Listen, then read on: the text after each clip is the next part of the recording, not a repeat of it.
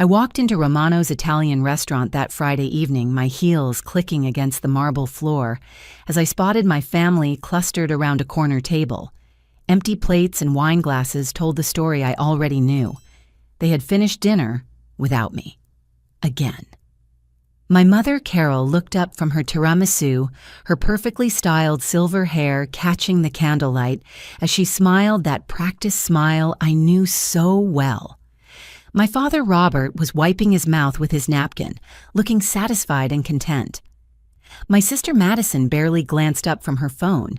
I approached their table, clutching my purse tighter as the familiar knot formed in my stomach. This was supposed to be their 30th anniversary celebration, and somehow I had become an afterthought once more. Carol reached into her designer handbag and pulled out what looked like a crisp $1,000 bill. The deep green paper seemed to shimmer under the restaurant lighting as she extended it toward me with a theatrical flourish. "Happy anniversary to us, sweetheart," she said with that sugary tone she used when she wanted something. "We ordered you the salmon, but since you missed dinner, this should cover it." Madison looked up from her phone screen, her blonde curls bouncing as she laughed. "You're our ATM," she announced loud enough for nearby tables to hear. The entire family erupted in laughter, and I felt heat rising in my cheeks. I stared at the bill in my mother's manicured fingers, feeling every pair of eyes in that section of the restaurant burning into me. 28 years old, working as a financial analyst at First National Bank, and my family still treated me like their personal cash dispenser. The humiliation was suffocating. Without thinking, I snatched the bill from her hand and tore it clean down the middle. The sound of ripping paper seemed to echo through the restaurant as gasps came from surrounding tables. Carol's mouth fell open in shock, while Robert's face turned an alarming shade of red. "Janet, what have you done?" Carol whispered, her voice trembling. I dropped the torn pieces onto their table, watching them flutter down like green confetti among the empty wine glasses. "I'm done being your ATM," I said, my voice steadier than I felt inside. Madison's eyes widened as she stared at the destroyed bill. "Are you insane? That was $1,000? Then maybe you should have saved me some dinner," I replied, turning on my heel and walking out of Romano's without looking back. The cool October air hit my face as I stepped onto the sidewalk, my hands shaking as I fumbled for my car keys. Behind me, I could hear raised voices coming from the restaurant, but I kept walking. My silver Honda Civic felt like a sanctuary as I slipped inside and started the engine. 3 months passed before I thought about that night again. I had avoided family gatherings, ignored their phone calls, and focused entirely on my work at the bank. My supervisor had even complimented my increased productivity and attention to detail. Then my phone rang on a Tuesday morning in January while I was reviewing loan applications. "Is this Janet Stevens?" The woman's voice was crisp and professional. "Yes, this is Janet. This is Agent Sarah Rodriguez with the United States Treasury Department. I need to speak with you about a financial matter. Are you available to meet this afternoon?" My stomach dropped as I glanced around the busy bank floor. "Is this about my accounts? I can pull my statements if there's a problem." "Ms. Stevens, this concerns evidence in a federal counterfeiting investigation. I'll be at your apartment at 2 o'clock if that works for you." The line went dead before I could respond. I stared at my phone screen, reading the unknown number over and over. Counterfeiting investigation. The words echoed in my head as I tried to focus on the loan application in front of me, but the numbers blurred together. At exactly 2 o'clock, my doorbell chimed. Agent Rodriguez stood in my hallway wearing a navy blue suit and carrying a leather briefcase. Her dark hair was pulled back in a professional bun, and her brown eyes seemed to assess everything as she stepped into my living room. "Thank you for agreeing to meet with me," she said, settling onto my beige couch and opening her briefcase. "I need to ask you about an incident that occurred 3 months ago at Romano's Italian restaurant." My blood turned cold. "How do you know about that?" Agent Rodriguez pulled out a manila folder and extracted several photographs. She spread them across my coffee table, and I recognized the interior of Romano's immediately. Security camera footage showed me tearing the bill and dropping the pieces onto my family's table. We've been investigating a sophisticated counterfeiting operation that's been circulating fake currency throughout the metropolitan area, she explained. The bill you destroyed that night was evidence. Evidence of what? My voice came out as barely a whisper. It was a counterfeit $1,000 bill, extremely high quality, almost impossible to detect without specialized equipment. Agent Rodriguez pointed to one of the photographs. The person who gave you that bill is connected to a larger criminal network. I sank into my armchair, my mind racing. My mother had given me a fake $1,000 bill. My family had handed me counterfeit money in front of a restaurant full of people. I need to know everything about your relationship with your family members, Agent Rodriguez continued. How often do they give you money? Have you noticed anything unusual about their financial situation? Questions flooded my mind faster than I could process them. How long had my family been involved with counterfeit money? Did they know the bill was fake? Were they testing me somehow? I don't understand, I said, my hands trembling. My parents have always been financially stable. My father owns a small printing business, and my mother works part-time at a boutique. Agent Rodriguez made notes in a small notebook. We'll need you to come to our field office tomorrow for a more detailed interview. There's something else you need to know. She reached into her briefcase again and pulled out a clear evidence bag containing fragments of the torn bill. Even through the plastic, I could see my fingerprints clearly visible on the green paper. Your fingerprints were already in our database, Agent Rodriguez said quietly. From when you were a child. The room seemed to spin around me as I stared at the evidence bag. Child fingerprints in a federal database meant only one thing. Somehow I had been connected to criminal activity before I was old enough to understand what was happening. What does that mean? I whispered. Agent Rodriguez closed her briefcase and stood up. It means this investigation goes much deeper than we initially thought, and it means you've been involved in this network much longer than you realize. That night, I couldn't sleep. Every time I closed my eyes, I saw my fingerprints on that counterfeit bill and heard Agent Rodriguez's words echoing in my mind. You've been involved in this network much longer than you realize. I called in sick to work the next morning and drove to my childhood home in Maplewood. My parents were both at work, and I still had my old house key tucked away in my jewelry box. The familiar scent of Carol's vanilla candles hit me as I stepped through the front door, but instead of comfort, it brought an unsettling sense of dread. I started in my old bedroom, now converted into Carol's craft room.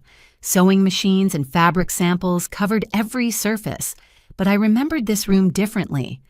I remembered sitting at a small table with my father working on what he called art projects. We would spend hours carefully cutting paper and mixing inks, and he would always remind me to press my fingers firmly onto the paper to make sure the colors transferred properly. My hands trembled as I opened the closet door. Boxes of old family photographs lined the shelves, and I pulled them down one by one. As I flipped through decades of family pictures, inconsistencies began to emerge. In early photos, I looked different from the rest of the family. My dark hair and green eyes contrasted sharply with their blonde hair and blue eyes, but I had always been told I took after a distant relative.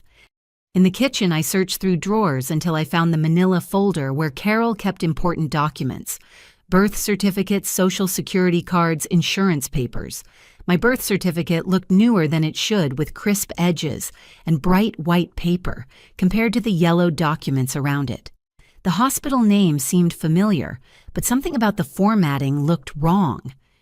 I photographed everything with my phone, my heart pounding as I moved through the house like a detective investigating my own life. In the basement, I discovered something that made my blood run cold. Behind Robert's workbench, hidden behind a false panel I accidentally knocked loose, was a small safe. The combination lock had 4 digits, and on a desperate whim, I tried my birthday. The safe clicked open.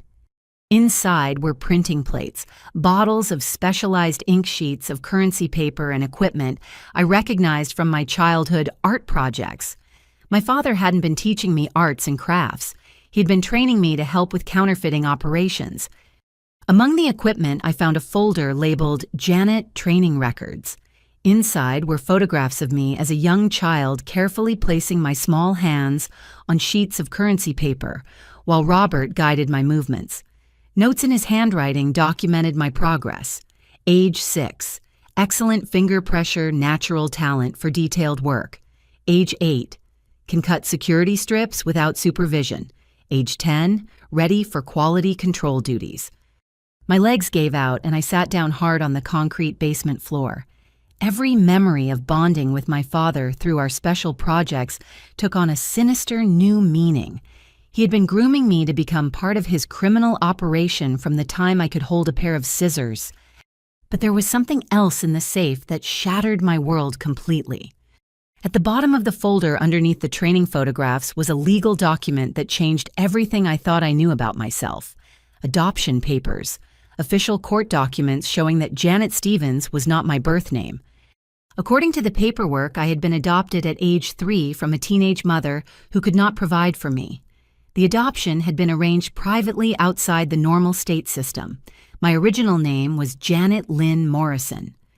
I photographed every document, my hands shaking so badly I could barely hold my phone steady. The adoption papers included a brief medical history of my biological parents and a single photograph of a young woman with dark hair and green eyes who looked exactly like me. The woman in the photograph was my real mother, and according to the documentation, she had died in a car accident when I was 12 years old. As I sat in that basement surrounded by evidence of my father's crimes and the truth about my identity, one terrible realization crystallized in my mind. I hadn't been adopted by the Stevens family because they wanted a daughter. I had been chosen specifically because I fit their needs for their criminal enterprise. They needed a child they could mold and manipulate, a child with no other family to ask questions, a child whose fingerprints could be embedded in their operation from the very beginning, making her the perfect fall guy if they were ever caught. My phone buzzed with a text message from Agent Rodriguez. Interview scheduled for 10 a.m. tomorrow. Bring any family documents you think might be relevant.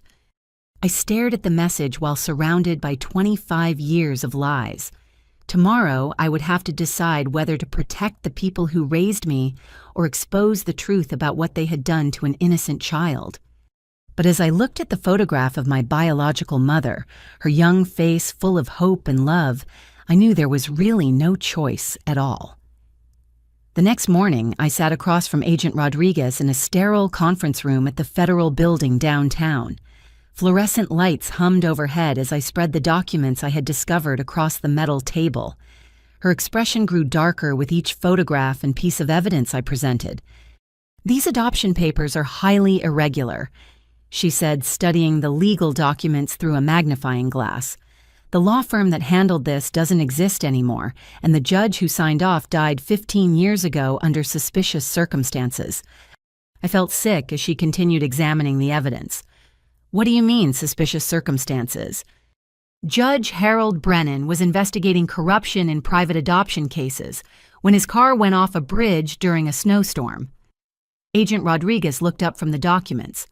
"No other vehicles involved, but the accident occurred on a clear, straight stretch of road he had driven safely for 30 years.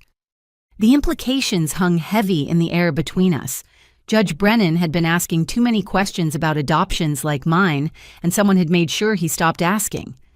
"Tell me about your biological mother," Agent Rodriguez said, pointing to the photograph I had found.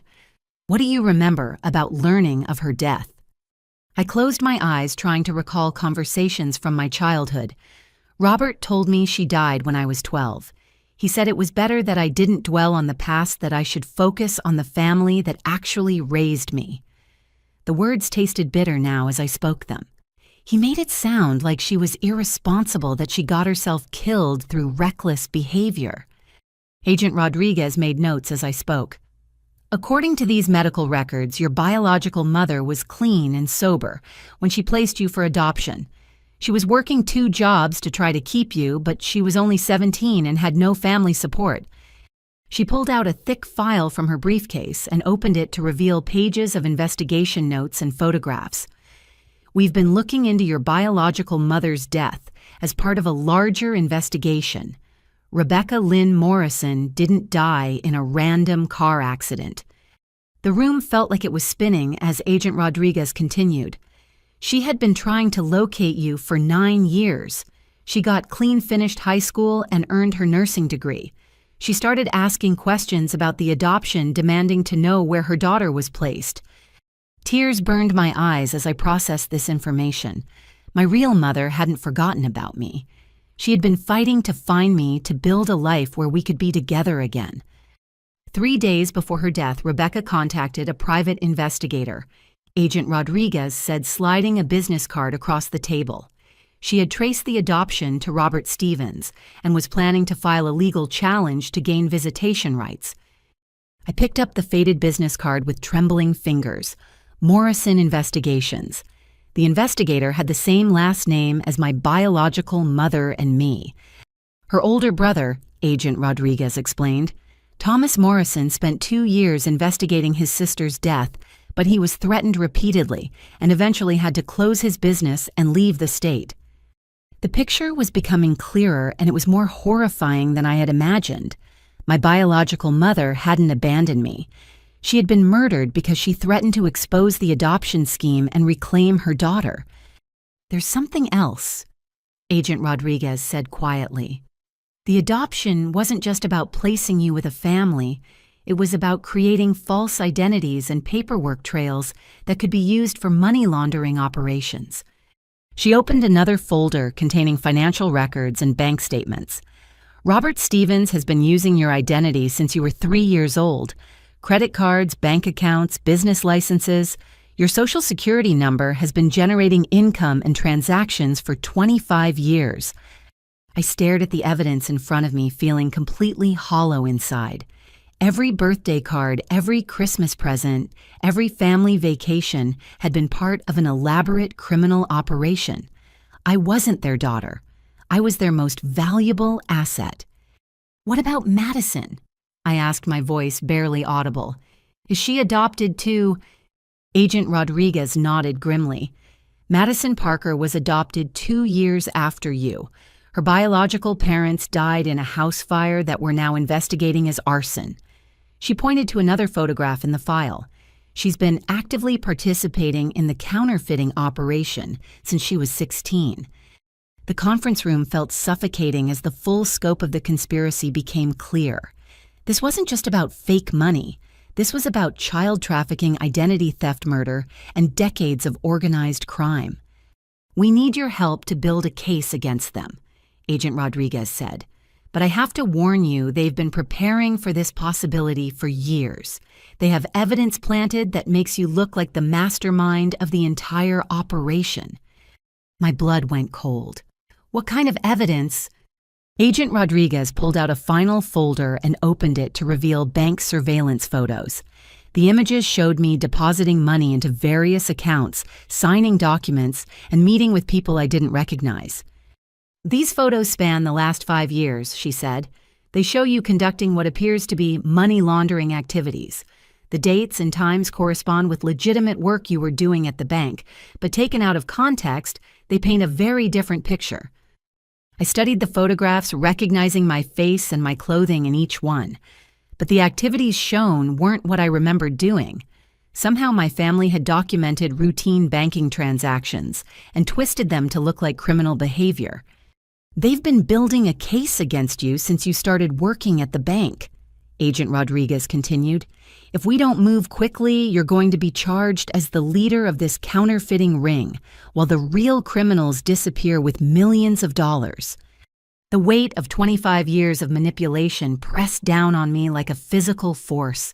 I had been raised, trained, and positioned to take the fall for crimes I never knew I was committing.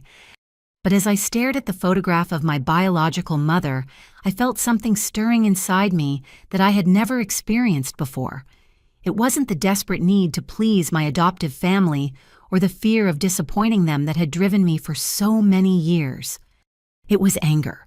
Pure righteous anger at the people who had stolen my life, murdered my real mother, and spent decades preparing to destroy me when I was no longer useful to them.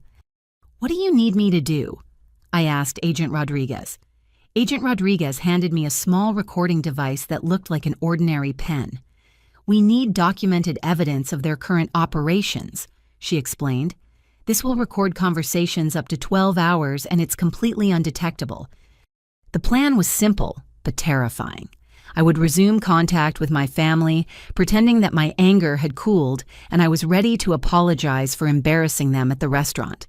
I would gather evidence of their ongoing criminal activities while federal agents built their case. 3 days later, I called Madison and suggested we meet for lunch. She agreed immediately, which should have been my first warning that something was wrong.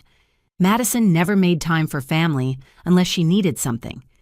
We met at a small cafe downtown, and I arrived early to activate the recording pen. Madison breezed in 20 minutes late, wearing designer clothes I knew she couldn't afford on her salary, as a part-time receptionist at a doctor's office. "Janet, I'm so glad you called," she said, sliding into the booth across from me. "Mom and Dad have been worried sick about you." I forced a smile and apologized for my behavior at the anniversary dinner. Madison seemed to accept my explanation that work stress had made me overreact to their teasing. We ordered salads and coffee, and I steered the conversation toward their financial situation. "I keep thinking about that $1,000 bill," I said carefully. "Where did Mom get something like that? I didn't even know they still made them." Madison's expression flickered for just a moment before she recovered. "Oh, you know Dad. He's always collecting weird old money from estate sales and auctions." But her answer didn't make sense. Estate sales wouldn't have crisp new $1,000 bills, and Robert had never shown any interest in collecting anything except printing equipment and rare inks. After lunch, Madison suggested we go shopping at the mall. As we walked through the department stores, I noticed her paying for everything with cash. Specifically, she was using $20 and $50 bills that looked unusually crisp and new. "Madison, where are you getting all this cash?" I asked as she bought a $300 purse without hesitation. "I've been doing some freelance work," she said vaguely. "Design projects for small businesses."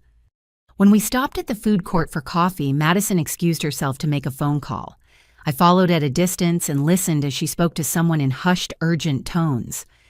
"No, she doesn't suspect anything," Madison said into her phone. "She's still the same naive little sister she's always been." My stomach dropped as I realized she was talking about me. "The timeline is moving up," Madison continued. "We need to transfer the accounts by next week and then we can activate the final phase." I moved closer, hiding behind a pillar as Madison finished her conversation. "Don't worry about Janet," she said. "When this is over, she'll be exactly where we need her to be." When Madison returned to our table, I pretended to be checking my phone, but my hands were shaking as I realized my supposed sister had been planning something involving my accounts and some kind of timeline.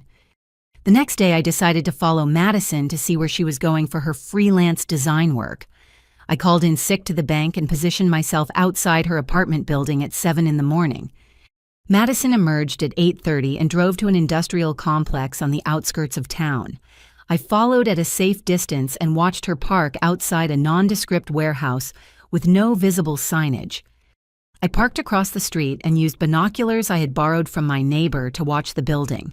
Over the next 2 hours, I saw approximately 15 people enter and leave the warehouse. Several of them were carrying briefcases and manila envelopes.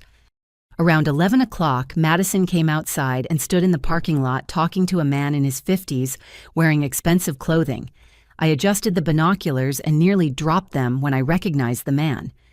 It was Detective Frank Morrison, the police officer who had supposedly investigated my biological mother's car accident 20 years ago. The same Morrison who had concluded that Rebecca's death was accidental and closed the case without further investigation. Madison and Detective Morrison spoke for several minutes before he handed her a thick envelope and drove away in an unmarked police car. Madison returned to the warehouse carrying the envelope. I spent another hour watching the building before Madison emerged again, this time with 2 teenage boys I recognized from our neighborhood. They looked nervous and kept glancing around as Madison led them to her car. That's when I realized what I was witnessing. Madison wasn't just involved in counterfeiting money. She was recruiting new people into the operation, including minors from our own community. I followed them to a parking garage downtown where Madison met with 3 more adults I didn't recognize. Money and documents changed hands, and I watched in horror as Madison handed one of the teenage boys what looked like a fake driver's license. The recording pen in my purse captured everything, but I knew I needed more evidence. As Madison prepared to leave with the teenagers, I made a decision that terrified me. I got out of my car and walked directly toward the group. "Madison," I called out, pretending to be surprised to see her. "What are you doing here?" The color drained from her face as she saw me approaching.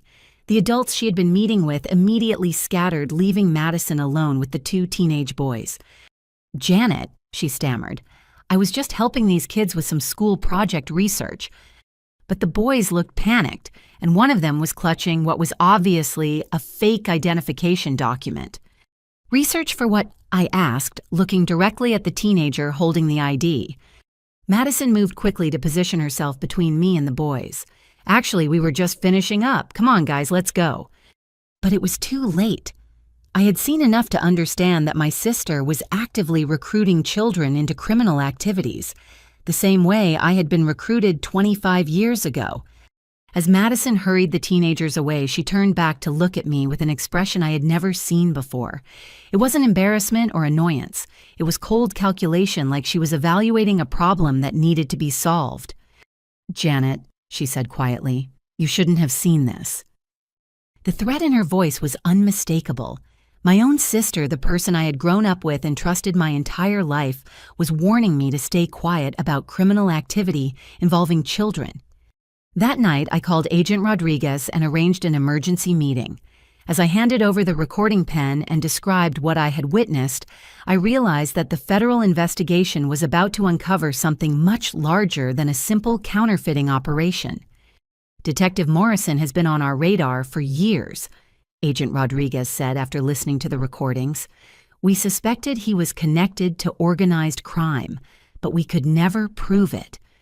She looked at the photographs I had taken of the warehouse and the people Madison had been meeting with.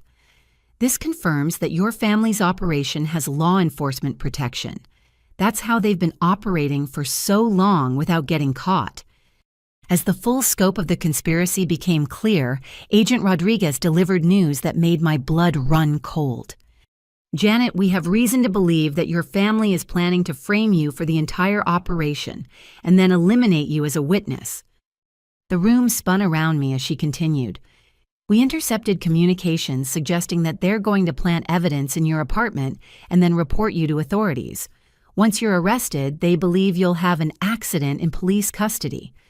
I realized that my decision to investigate Madison had accelerated their timeline. They now knew I was asking questions and getting too close to the truth. "How long do we have?" I whispered. Agent Rodriguez checked her watch. "Based on the communications we've intercepted, probably less than 48 hours. The next morning, I woke up to 17 missed calls from my mother. My hands trembled as I listened to increasingly frantic voicemails pleading with me to come home immediately for a family emergency. Agent Rodriguez had warned me this might happen. Carol was trying to lure me back to the house where they could control the situation. Instead of calling back, I drove to a coffee shop across town and used a payphone to contact the federal field office. "They're moving faster than we anticipated," Agent Rodriguez said when she met me at a diner 20 minutes later. "We intercepted communications between Robert and Detective Morrison early this morning. They're planning to execute their frame job today." She spread surveillance photographs across the table showing Robert entering my apartment building at 6 in the morning, carrying a briefcase and wearing maintenance coveralls. The photos were time-stamped just 3 hours after I had left to meet with Agent Rodriguez. "He had 45 minutes inside your apartment," she explained. "Our technical team is analyzing what he might have planted, but we can't enter without compromising the investigation." My stomach churned as I realized Robert had violated my personal space-planting evidence that would destroy my life. The apartment I had worked so hard to afford the sanctuary where I felt safe and independent had been contaminated by his criminal enterprise. There's more, Agent Rodriguez continued grimly. Madison filed a police report this morning claiming that you've been exhibiting erratic behavior and making threats against the family. She handed me a copy of the police report and I read Madison's lies with growing horror. According to her statement, I had been stealing money from my workplace using drugs and threatening to hurt my parents if they tried to intervene. She's establishing a narrative, Agent Rodriguez explained. When they discover evidence in your apartment, it will seem consistent with the behavior she's documented. The manipulation was breathtakingly sophisticated. For years, my family had been building a case against me, creating documentation and witnesses that would support their version of events when the time came to sacrifice me. What about the teenagers I saw Madison recruiting? I asked. Agent Rodriguez's expression darkened. We're working on tracking them down, but it's complicated. Many of these kids come from unstable family situations where they're vulnerable to manipulation. Madison targets children who won't be missed if something happens to them. The realization that Madison was essentially trafficking children into criminal activity made me feel physically sick.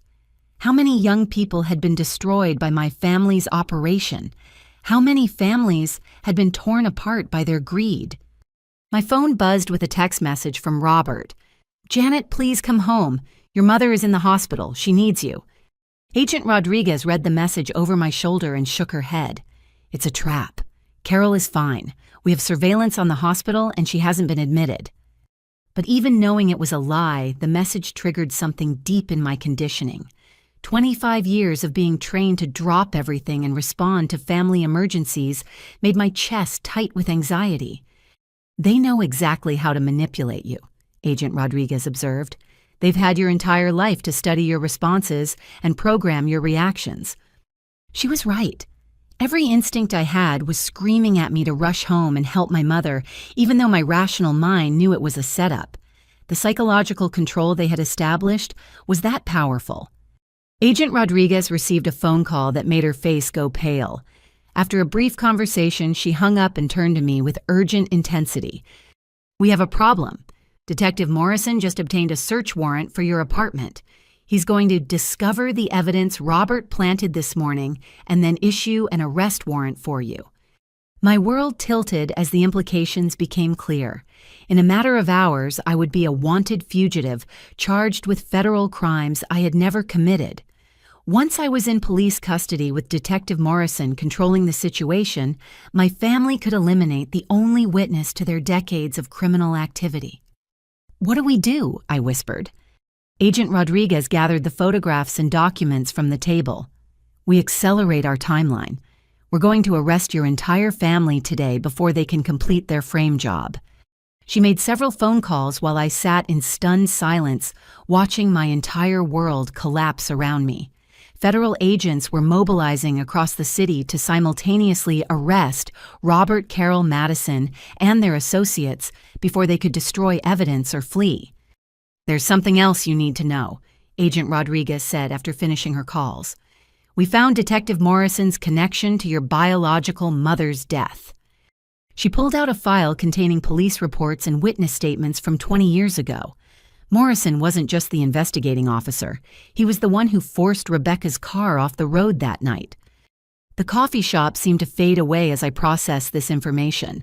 The police officer who had covered up my mother's murder was the same man who was now trying to frame me for crimes committed by her killers.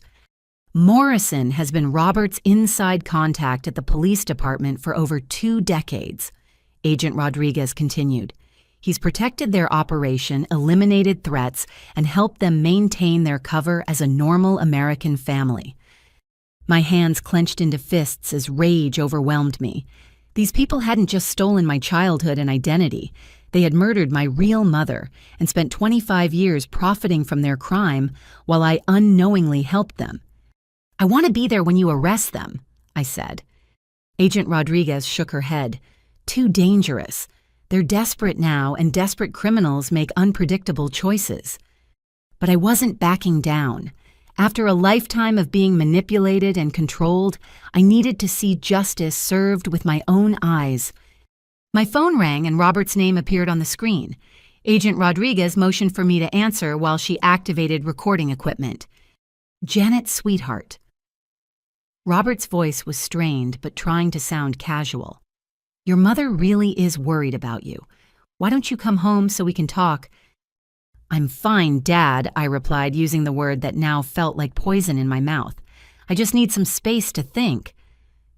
Space to think about what? There was an edge to his voice now. Has someone been filling your head with crazy ideas? Agent Rodriguez held up a note reminding me to keep him talking while federal agents moved into position around my family's house. I've been thinking about my childhood, I said carefully, about those art projects we used to do together. Silence stretched across the phone line before Robert responded. Those were special times, weren't they? Just you and me working together on something important. His words confirmed everything. He was admitting to involving me in counterfeiting operations when I was a child, and he didn't even seem to understand how wrong it had been. Robert, I said, dropping the pretense entirely. I know what you did to my real mother. Another long silence, and when he spoke again, his voice had changed completely. The fake paternal warmth was gone, replaced by cold calculation. Janet, you need to be very careful about the accusations you make. You've been involved in this operation your entire life. Your fingerprints are on evidence going back 20 years. When the police investigate this family, who do you think they're going to arrest? The threat was unmistakable. He was reminding me that I could be charged as an accomplice to crimes I had committed as a child under his manipulation. But here's the thing, Robert, I said, surprising myself with how steady my voice sounded. The police aren't going to investigate this family. The federal government is. I hung up the phone and looked at Agent Rodriguez. How long before the arrests? She checked her watch. 20 minutes. 18 minutes later, my phone rang again. This time it was Carol, and she was sobbing so hard I could barely understand her words. Janet, please, you have to listen to me. She gasped between tears. Your father is very sick. The doctors say he doesn't have much time left. Agent Rodriguez was monitoring the call and shook her head, indicating this was another manipulation tactic. But Carol's crying sounded genuinely desperate, and despite everything I knew about her, my heart clenched with familiar guilt. Mom, slow down, I said. What are you talking about? Cancer, she whispered. Pancreatic cancer, stage 4. The doctors say he has maybe 3 months to live. I closed my eyes, feeling the old conditioning kick in. Carol had always been expert at using emotional manipulation to control me, and the news of Robert's supposed illness triggered every protective instinct I had developed over 25 years. He's been hiding it from everyone, Carol continued. He didn't want you and Madison to worry. But Janet, if he goes to prison now, he'll die alone in a cell. Is that what you want for the man who raised you? Agent Rodriguez slid a note across the table. Stalling tactic. No medical records indicate cancer diagnosis. But Carol wasn't finished. I'm coming to see you, she announced. We need to talk face to face about this family before you make a decision that destroys all of us. The line went dead before I could respond. Agent Rodriguez immediately made phone calls to redirect surveillance teams, but Carol was already in motion. 30 minutes later, Carol knocked on the door of the diner where Agent Rodriguez and I were meeting.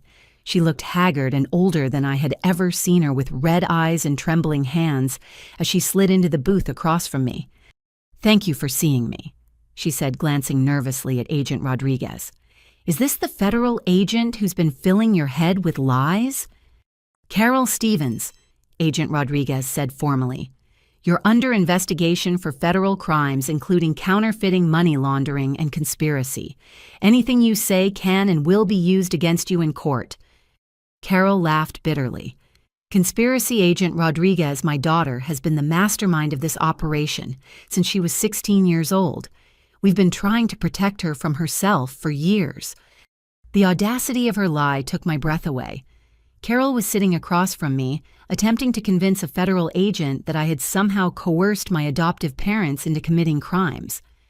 Janet has always been obsessed with money. Carol continued, reaching into her purse. She's the one who convinced Robert to expand the printing business into specialized currency work. She pulled out a manila envelope and spread documents across the table. Bank statements, business licenses, and financial records, all bearing my forged signature and linking me to various criminal enterprises. These documents showed Janet establishing shell companies and offshore accounts, Carol said to Agent Rodriguez. She's been using Robert's printing equipment to produce counterfeit currency and then laundering the money through her position at the bank. Agent Rodriguez examined the papers with professional detachment, but I could see they were extremely sophisticated forgeries. My family had spent years creating a paper trail that made me appear guilty of everything they had actually done. Carol, I said quietly, I was a child. You can't seriously expect anyone to believe that a 6-year-old masterminded a counterfeiting operation. But you weren't just 6 years old, Carol replied. You were different from other children, manipulative, calculating. We tried to give you a normal childhood, but you were always drawn to criminal behavior. She reached back into her purse and pulled out a thick folder labeled Janet Psychological Evaluations. Inside were what appeared to be professional assessments from child psychologists, all documenting behavioral problems and antisocial tendencies. Dr. Patricia Williams evaluated Janet when she was 8 years old, Carol said, handing the papers to Agent Rodriguez. She diagnosed early-onset conduct disorder and recommended intensive intervention. I stared at the psychological reports in disbelief. The evaluations described a child who was aggressive, manipulative, and showed no empathy for others. According to the documents, I had tortured animals stolen from classmates and exhibited concerning sexual behavior. These are lies, I whispered. I never did any of those things. But the documents looked official, complete with letterhead from established psychological practices and signatures from licensed therapists. Agent Rodriguez studied the papers carefully before looking up at Carol. Dr. Patricia Williams lost her license 15 years ago for falsifying patient records and insurance fraud. Carol's composure cracked slightly. Well, there were other evaluations, all conducted by professionals who were later convicted of fraud or stripped of their licenses. Agent Rodriguez continued, It seems like you put considerable effort into creating a false psychological profile for Janet. We were trying to get her help, Carol protested. When traditional therapists wouldn't believe how disturbed she was, we had to find doctors who would document the truth. The conversation was becoming surreal. Carol was simultaneously claiming that I was a criminal mastermind and a psychologically disturbed child who needed protection. Her story kept shifting as Agent Rodriguez exposed each lie. Let's talk about Janet's biological mother, Agent Rodriguez said.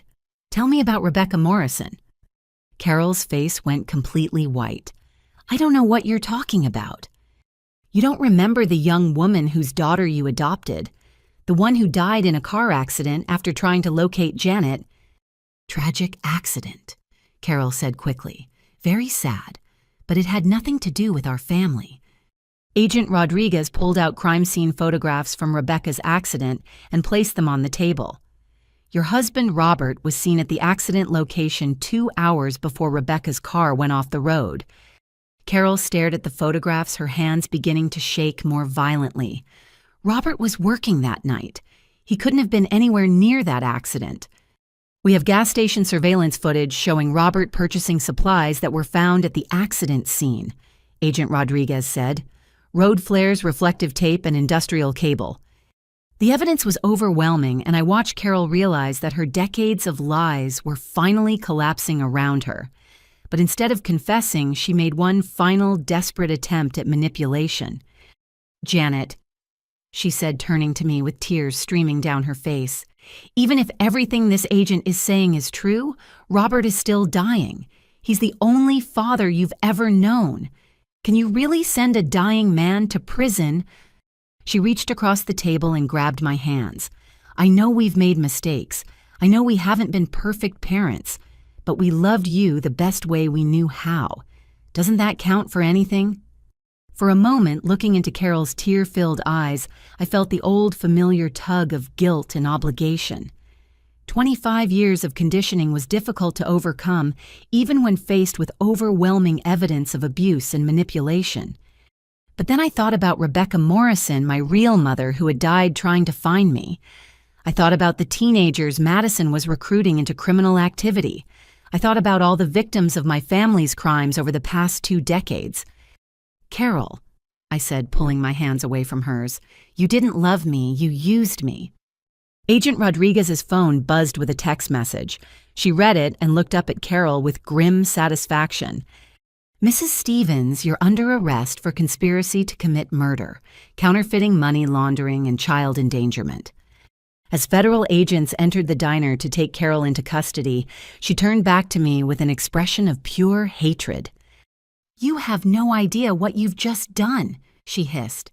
"You think you're the victim in this story, but you're going to discover that being part of this family was the only thing protecting you from the truth about yourself." Even in handcuffs, even facing federal charges, Carol was still trying to manipulate me with cryptic threats and psychological warfare. But as I watched them lead her away, I felt something I had never experienced before in my entire life: freedom. With Carol and Robert in federal custody, Agent Rodriguez moved quickly to secure evidence before their associates could destroy it. I found myself in the unprecedented position of helping to investigate my own family's criminal enterprise. The warehouse where I had followed Madison became the center of a massive federal operation. Teams of agents spent 3 days cataloging evidence, and what they found exceeded every estimate of the operation's scope. 22 years of financial records. Agent Rodriguez told me as we toured the facility under heavy security. "Your family wasn't just counterfeiting currency. They were producing fake identification documents, social security cards, birth certificates, and passports for a network spanning 14 states. Room after room contained sophisticated printing equipment, computers, and supplies for document fraud. In one section, agents had discovered a complete photo studio where Madison had been taking pictures of new recruits for false identification documents. How many people were involved?" I asked, staring at filing cabinets full of client information. "We're still counting, but preliminary estimates suggest over 300 active participants." Agent Rodriguez opened a filing cabinet and pulled out a folder labeled "New Prospects, Under 18. Inside were photographs and personal information for 67 children ranging in age from 12 to 17. Madison had been systematically targeting vulnerable minors from broken homes runaways and kids aging out of the foster care system. "This is a human trafficking operation disguised as a family business," Agent Rodriguez explained. "Your adoptive parents weren't just criminals. They were running a network that exploited children for financial gain." Among the evidence agents had found detailed psychological profiles of potential victims. Madison had been studying child development and psychology to better understand how to manipulate young people into criminal activity. She targeted kids who were desperate for family connections. Agent Rodriguez said, showing me Madison's handwritten notes, children who had been abandoned or abused were most susceptible to promises of belonging and financial security. Reading Madison's cold clinical analysis of childhood trauma made me physically sick. She had turned human suffering into a recruitment strategy. But the most shocking discovery was in Robert's private office at the back of the warehouse. Hidden behind a false wall, agents found what they called the archive. Thousands of photographs documenting the operation's history stretched back 30 years. Pictures of children learning to use printing equipment, teenagers practicing document forgery, and families being inducted into the criminal network. "Janet," Agent Rodriguez said quietly, "you need to see this." She led me to a wall covered with photographs from my own childhood. Images I had never seen before showed me at various ages, always working with printing equipment or handling what I now recognized as counterfeit documents. But these weren't the casual family photos I remembered. These were professional surveillance-style images carefully documenting my involvement in criminal activities for future use as evidence. "They were building a case against you from the day you were adopted," Agent Rodriguez explained. "Every interaction you had with their criminal operation was photographed and cataloged. In the center of the wall was a detailed timeline of my life with annotations in Robert's handwriting. Age 3, adoption complete. Subject shows high intelligence and manual dexterity. Age 5, beginning basic training with currency handling. Age 7, demonstrates natural talent for detailed work. Subject emotionally attached to father figure, highly manipulable. The clinical language Robert used to describe my childhood development was horrifying. To him, I hadn't been a daughter to love and protect. I had been a subject to study and exploit. Age 16, subject ready for advanced operations. Emotional conditioning complete. Will accept blame for family activities if necessary. Age 22, subject employed at bank providing perfect cover for money laundering. Subject believes family activities are legitimate business. Agent Rodriguez pointed to the most recent entry on the timeline. Age 28, subject showing signs of independence and questioning family narrative. Prepare for disposal if cooperation cannot be maintained. Disposal. Robert had been planning to kill me if I became a liability to the operation. How long have you known about this timeline? I asked. We discovered it yesterday, Agent Rodriguez replied, but it confirmed intelligence we had been gathering for months.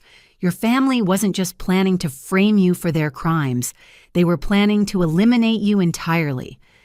She led me to another section of the archive where agents had found detailed plans for my murder. Robert had researched various methods from staged accidents to drug overdoses, all designed to look like suicide or misadventure.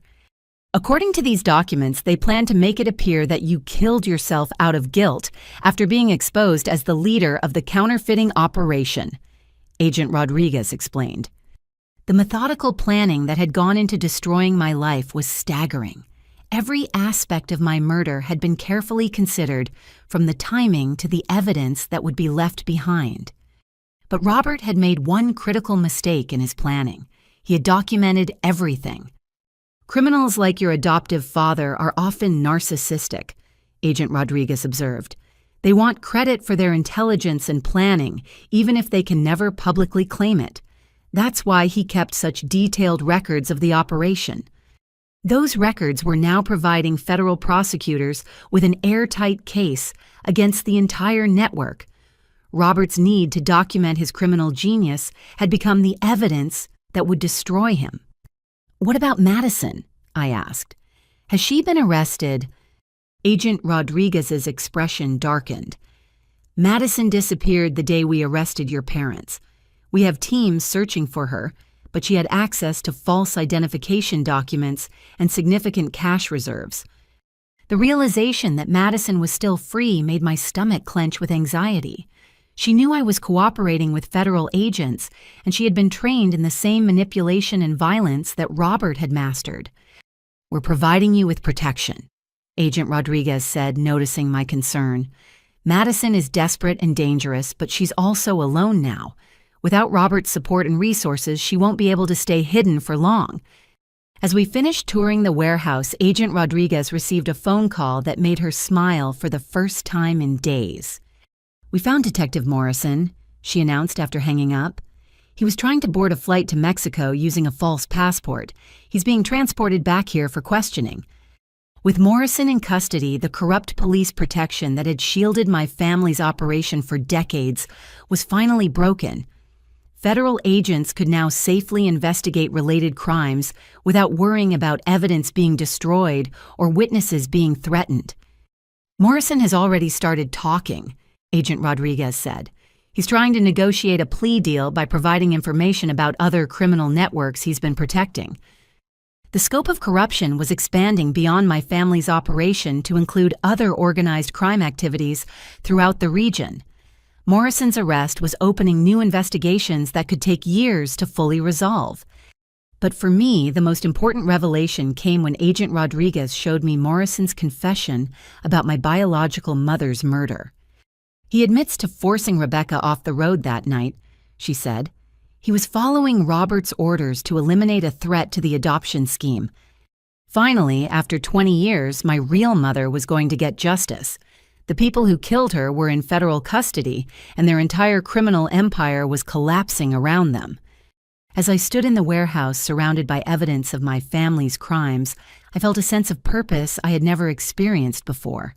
These weren't just abstract legal proceedings. This was about protecting other children from the exploitation I had endured and ensuring that Rebecca Morrison's death would not be forgotten. "Agent Rodriguez," I said, "I want to do more than just provide testimony. I want to help you find the other victims and shut down every part of this network." She looked at me with respect and determination. "Janet, I was hoping you would say that." The next morning brought news that changed everything I thought I knew about my biological family. Agent Rodriguez called me at 6 in the morning with urgency in her voice. "Janet, we have a problem. Morrison gave us information about your biological mother's family that puts someone in immediate danger." I met her at the federal building 30 minutes later, where she led me to a secure briefing room. On the table were photographs and documents I had never seen before. "Your biological mother had a younger sister named Patricia," Agent Rodriguez explained. "She's been living in Phoenix for the past 15 years, working as a pediatric nurse at Children's Hospital." I stared at the photographs showing a woman with dark hair and green eyes who looked remarkably like Rebecca, like me. "Robert's associates have been monitoring Patricia since Rebecca's death," Agent Rodriguez continued. "They wanted to make sure she didn't start asking questions about her sister's accident." The realization that I had family I never knew about was overwhelming, but the immediate threat to Patricia's safety pushed personal emotions aside. "What kind of monitoring?" I asked. Agent Rodriguez opened a file containing surveillance photographs spanning 2 decades. Images of Patricia leaving work, shopping for groceries, attending church, and going about her daily life, all taken by people working for Robert's criminal network. "They've been watching her continuously for 20 years, Agent Rodriguez said, "making sure she stayed in Phoenix, that she didn't try to investigate Rebecca's death or search for you. The level of control my adoptive family had exercised over innocent people was staggering. They hadn't just stolen my life and killed my mother. They had terrorized my extended family for decades." Yesterday, after Morrison's arrest, Robert sent a message to his associates. Agent Rodriguez continued. "He wants them to eliminate Patricia as a potential witness before she can be contacted by federal agents." My blood ran cold as I processed this information. Patricia had spent 20 years living her life, never knowing that she was being watched by criminals who were prepared to kill her at any moment. "We have to protect her," I said. "We're already moving," Agent Rodriguez replied. "Teams are being deployed to Phoenix to bring Patricia into protective custody.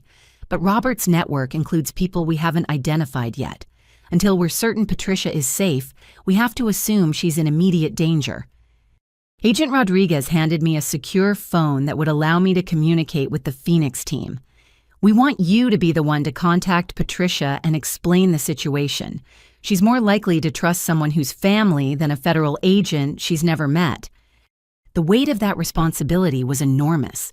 I was about to call a woman I had never met and tell her that her sister was murdered, that I was the daughter she thought was dead, and that her life was in danger because of crimes she knew nothing about. "What do I tell her about Rebecca?" I asked. Agent Rodriguez pulled out Rebecca's complete file, including medical records and personal belongings that had been collected as evidence. "Tell her the truth. Rebecca died fighting to find you and protect you. She never stopped loving you or trying to bring you home." I dialed the number with trembling fingers. Patricia answered on the second ring, her voice warm and professional. "Children's Hospital Phoenix Pediatric Unit, this is Patricia." "Patricia Morrison?" I asked, my voice catching on her last name.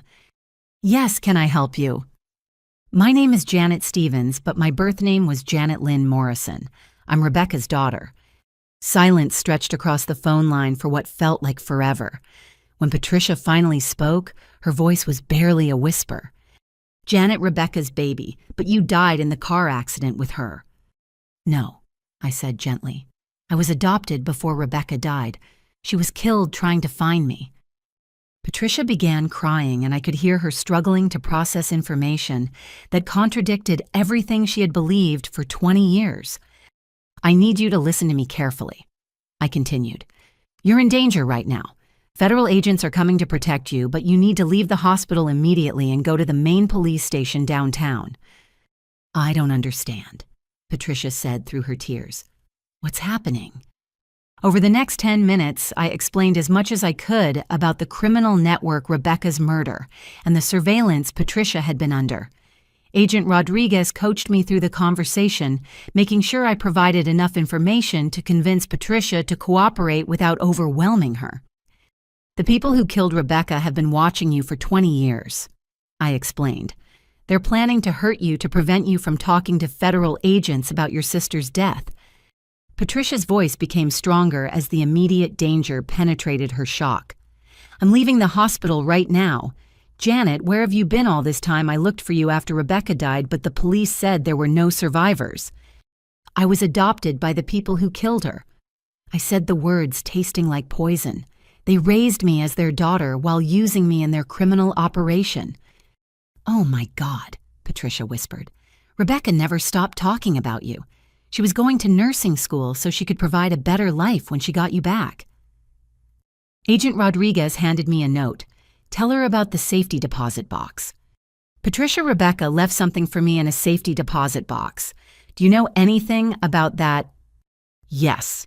Patricia's voice brightened with excitement. "She gave me a key years ago and told me to keep it safe. She said someday you might need what was inside." My heart raced as I realized Rebecca had planned for the possibility that something might happen to her before she could reunite with me. "Where is the safety deposit box?" I asked. "First National Bank in Phoenix," Patricia replied. "Rebecca said the box contained everything you would need to know about your real family and your inheritance." Inheritance? Rebecca had left me something beyond just personal mementos. Agent Rodriguez was making rapid notes and phone calls, coordinating with the Phoenix team to secure both Patricia and the safety deposit box before Robert's associates could interfere. "Janet," Patricia said, her voice full of emotion. "I've been waiting 20 years to meet you. Rebecca made me promise that if anything happened to her, I would take care of you and tell you how much she loved you." Tears were streaming down my face as I connected with the family I had never known existed. But Agent Rodriguez tapped her watch, reminding me that time was critical. "Patricia, the federal agents should be at the police station when you arrive. Ask for Agent Sarah Rodriguez and tell them you're Rebecca Morrison's sister. They'll take you somewhere safe until we can arrest the people who have been threatening you." "Will I get to see you?" Patricia asked. "Yes," I promised. "As soon as it's safe, I'm flying to Phoenix to meet you." After Patricia hung up, Agent Rodriguez updated me on the situation. "Phoenix team confirms Patricia has arrived safely at the police station. They're moving her to a secure location where Robert's associates can't find her." But even with Patricia in protective custody, the threat wasn't over. Robert's criminal network included people across multiple states, and federal agents were still working to identify all the participants. "We intercepted communications suggesting that Robert has ordered retaliation against you and Patricia," Agent Rodriguez said. "His associates believe that eliminating both of you will prevent federal agents from building a complete case against the network." The reality of the ongoing danger was sobering, but I felt something new stirring inside me. For the first time in my life, I had real family who cared about me, people who had been searching for me and hoping I was alive. "Agent Rodriguez," I said, "I want to go to Phoenix and help Patricia open that safety deposit box. Whatever Rebecca left for me might contain evidence that will help destroy Robert's network completely." She nodded grimly. "We were hoping you would say that. But Janet, this trip will be dangerous. Robert's associates know we're closing in and they're going to make desperate moves to protect themselves." "I understand the risk," I replied. "But Rebecca died trying to protect me and find me. The least I can do is finish what she started." Agent Rodriguez made arrangements for me to travel to Phoenix under federal protection. As I prepared for the trip, I thought about the aunt I had never met who'd been waiting 20 years to welcome me home. For the first time since this nightmare began, I felt hope that something good might come from all the pain and betrayal. The flight to Phoenix felt surreal. I sat in first class surrounded by federal marshals who looked like ordinary business travelers, but I knew they were prepared to protect me with their lives. Agent Rodriguez sat across the aisle reviewing case files and coordinating with teams in multiple cities. When we landed, I was escorted through a private terminal where Agent Martinez from the Phoenix field office was waiting with updates on Patricia's situation. "She's doing well, all things considered," Agent Martinez reported. "She's been asking questions about you and your mother constantly. 20 years of not knowing what happened to her niece has been very difficult for her." Patricia was being held at a safe house in Scottsdale, surrounded by federal protection. Agent Martinez drove me there through winding residential streets while checking mirrors constantly for surveillance. The safe house looked like an ordinary suburban home, but I noticed security cameras and agents positioned strategically around the property. Inside, Patricia Morrison was waiting in a living room that felt warm and comfortable despite the circumstances. When I walked through the door, Patricia stood up from the couch and stared at me in amazement. She was smaller than I had expected, maybe 5 feet 4 inches tall, with graying dark hair and the same green eyes I saw in the mirror every day. "You look exactly like Rebecca," she whispered, tears streaming down her face. Exactly like her. We embraced in the middle of that living room, and I felt a connection I had never experienced with Carol. This wasn't the conditional love I had grown up with. This was family in the truest sense of the word. "I have so much to tell you," Patricia said, leading me to the couch. "And I have something Rebecca left for you." She pulled out a small silver key attached to a chain around her neck. "She gave this to me when you were 5 years old. She said the safety deposit box contained everything you would need to know about your heritage and your father." My father. In all the chaos of the investigation, I had focused on Rebecca's murder and hadn't thought much about my biological father. "Is he still alive?" I asked. Patricia nodded, smiling through her tears. "David Morrison, Rebecca's brother. He's been looking for you since the day Rebecca died." The family connections were more complex than I had realized.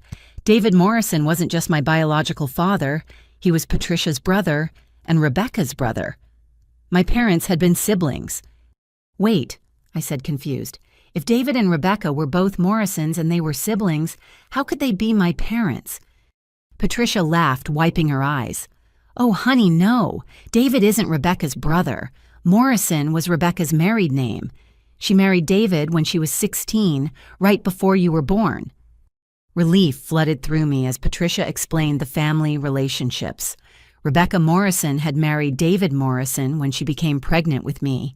They shared a last name through marriage, not blood. "Where is David now?" I asked.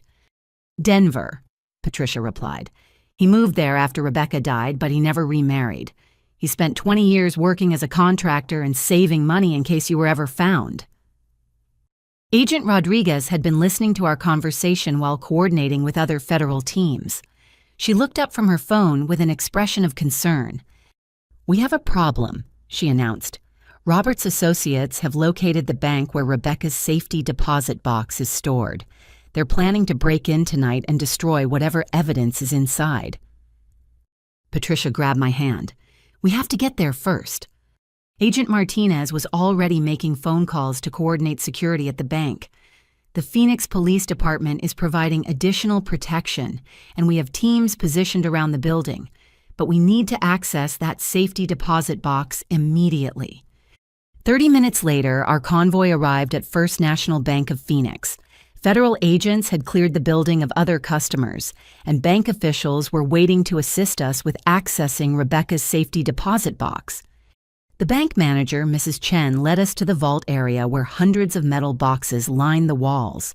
Patricia's key opened box number 1247, and inside was a metal container about the size of a shoebox. "Rebecca told me never to open this," Patricia said as she lifted the container out. "She said only you should see what's inside." I opened the metal box with trembling hands, and inside were documents and photographs that would change my understanding of everything. Letters. Dozens of handwritten letters from Rebecca to me, documenting her life from the time I was placed for adoption until just days before her death. My dearest Janet. The first letter began. If you're reading this, it means I found you again, or something happened to me while I was searching. Either way, I want you to know that not a single day has passed that I haven't thought about you and loved you. The letters detailed Rebecca's struggle with addiction during her teenage years, her decision to place me for adoption to give me a better life, and her eventual recovery and determination to reunite with me. But there was more in the box.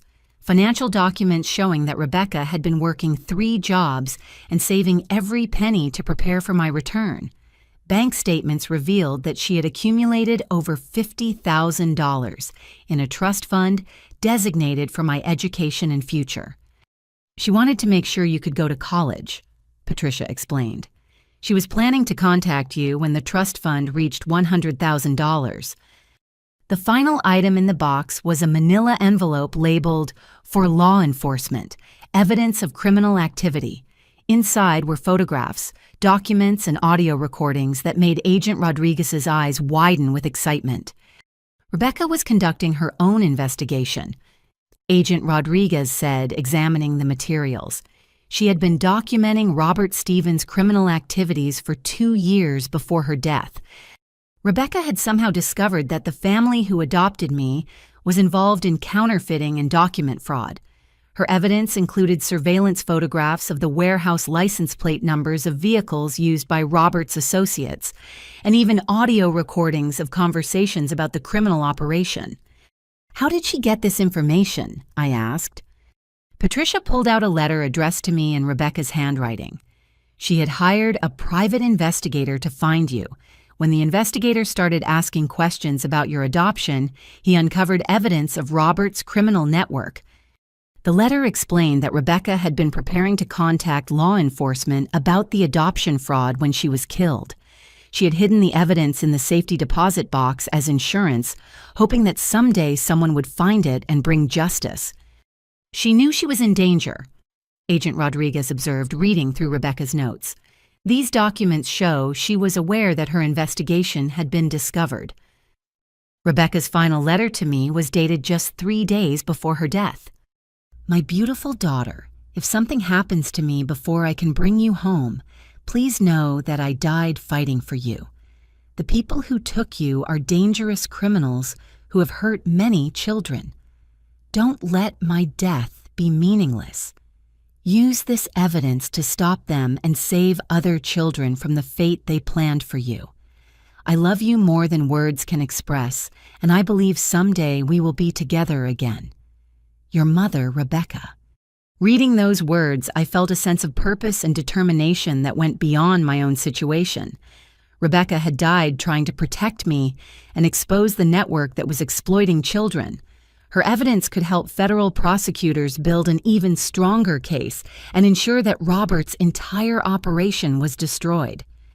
Agent Rodriguez, I said, holding Rebecca's letter. This evidence proves that Robert knew his adoption of me was illegal and that he killed Rebecca to cover it up. This isn't just about counterfeiting anymore. This is about premeditated murder and child trafficking. She nodded grimly. With this evidence, we can charge Robert with first-degree murder and seek the death penalty. As we prepared to leave the bank with Rebecca's evidence, Agent Martinez received an urgent phone call. His expression grew dark as he listened, and when he hung up, he turned to us with alarming news. David Morrison is missing, he announced. He was supposed to meet with Denver agents this morning, but he never showed up. His apartment shows signs of a struggle. The realization hit me like a physical blow. Robert's associates had found my biological father and taken him probably as leverage to force me to stop cooperating with federal agents. They're using him as a bargaining chip, Agent Rodriguez said.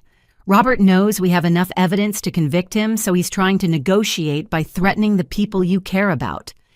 Patricia grabbed my arm, her face pale with terror. What if they kill him like they killed Rebecca? Agent Martinez was already coordinating search efforts with Denver teams, but finding David would be extremely difficult if Robert's associates had moved him out of the state. We're going to find him, Agent Rodriguez promised. But first, we need to get you both to safety. Robert's network is more desperate and dangerous than we initially realized. As federal agents escorted us out of the bank, I clutched Rebecca's evidence and thought about the biological father I had never met. Somewhere David Morrison was being held by criminals who had already murdered his wife and stolen his daughter. But thanks to Rebecca's courage and foresight, we now had the evidence needed to destroy Robert's network completely. The question was whether we could find David before Robert's desperation led to another murder. The drive back to the safe house felt tense as Agent Rodriguez coordinated search efforts for David, while Patricia and I processed the emotional weight of Rebecca's evidence.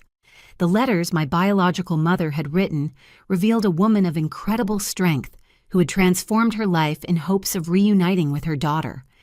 Rebecca talked about David constantly, Patricia said as we sat in the secure living room.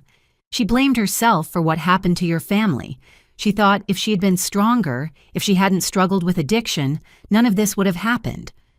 I was reading through Rebecca's journal entries which documented her recovery process and her growing determination to expose the adoption fraud. Her handwriting grew more confident as the entries progressed, showing a woman who was reclaiming her power and fighting for justice. She was incredibly brave, I said, looking at surveillance photographs Rebecca had taken of Robert's warehouse.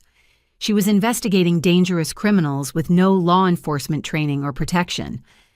Agent Rodriguez received updates from Denver every 30 minutes, but the news about David remained grim. His apartment had been ransacked, and neighbors reported seeing unfamiliar vehicles in the area the day before his disappearance. "We're analyzing security camera footage from the surrounding area," she reported. But Robert's associates have had decades to perfect their kidnapping and transportation methods. Patricia pulled out her phone and showed me photographs she had taken over the years. Pictures of David at family gatherings, working on construction projects, and volunteering at local charities. "He never gave up hope that you were alive," she said. "Every year on your birthday, he would put money into a savings account and say it was for when you came home."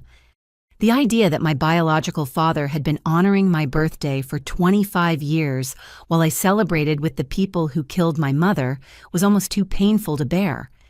Agent Martinez entered the living room with his phone pressed to his ear. After a brief conversation, he hung up and turned to us with cautious optimism. "Denver teams found something," he announced. David left a message. He showed us a photograph from David's apartment. Hidden under his mattress, investigators had found a note addressed to "My daughter Janet if something happens to me."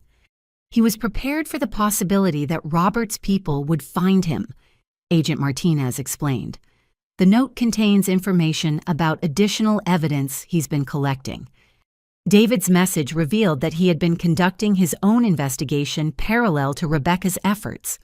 After her death, he had continued gathering evidence about the adoption fraud and Robert's criminal network. He hid evidence in 3 different locations around Denver.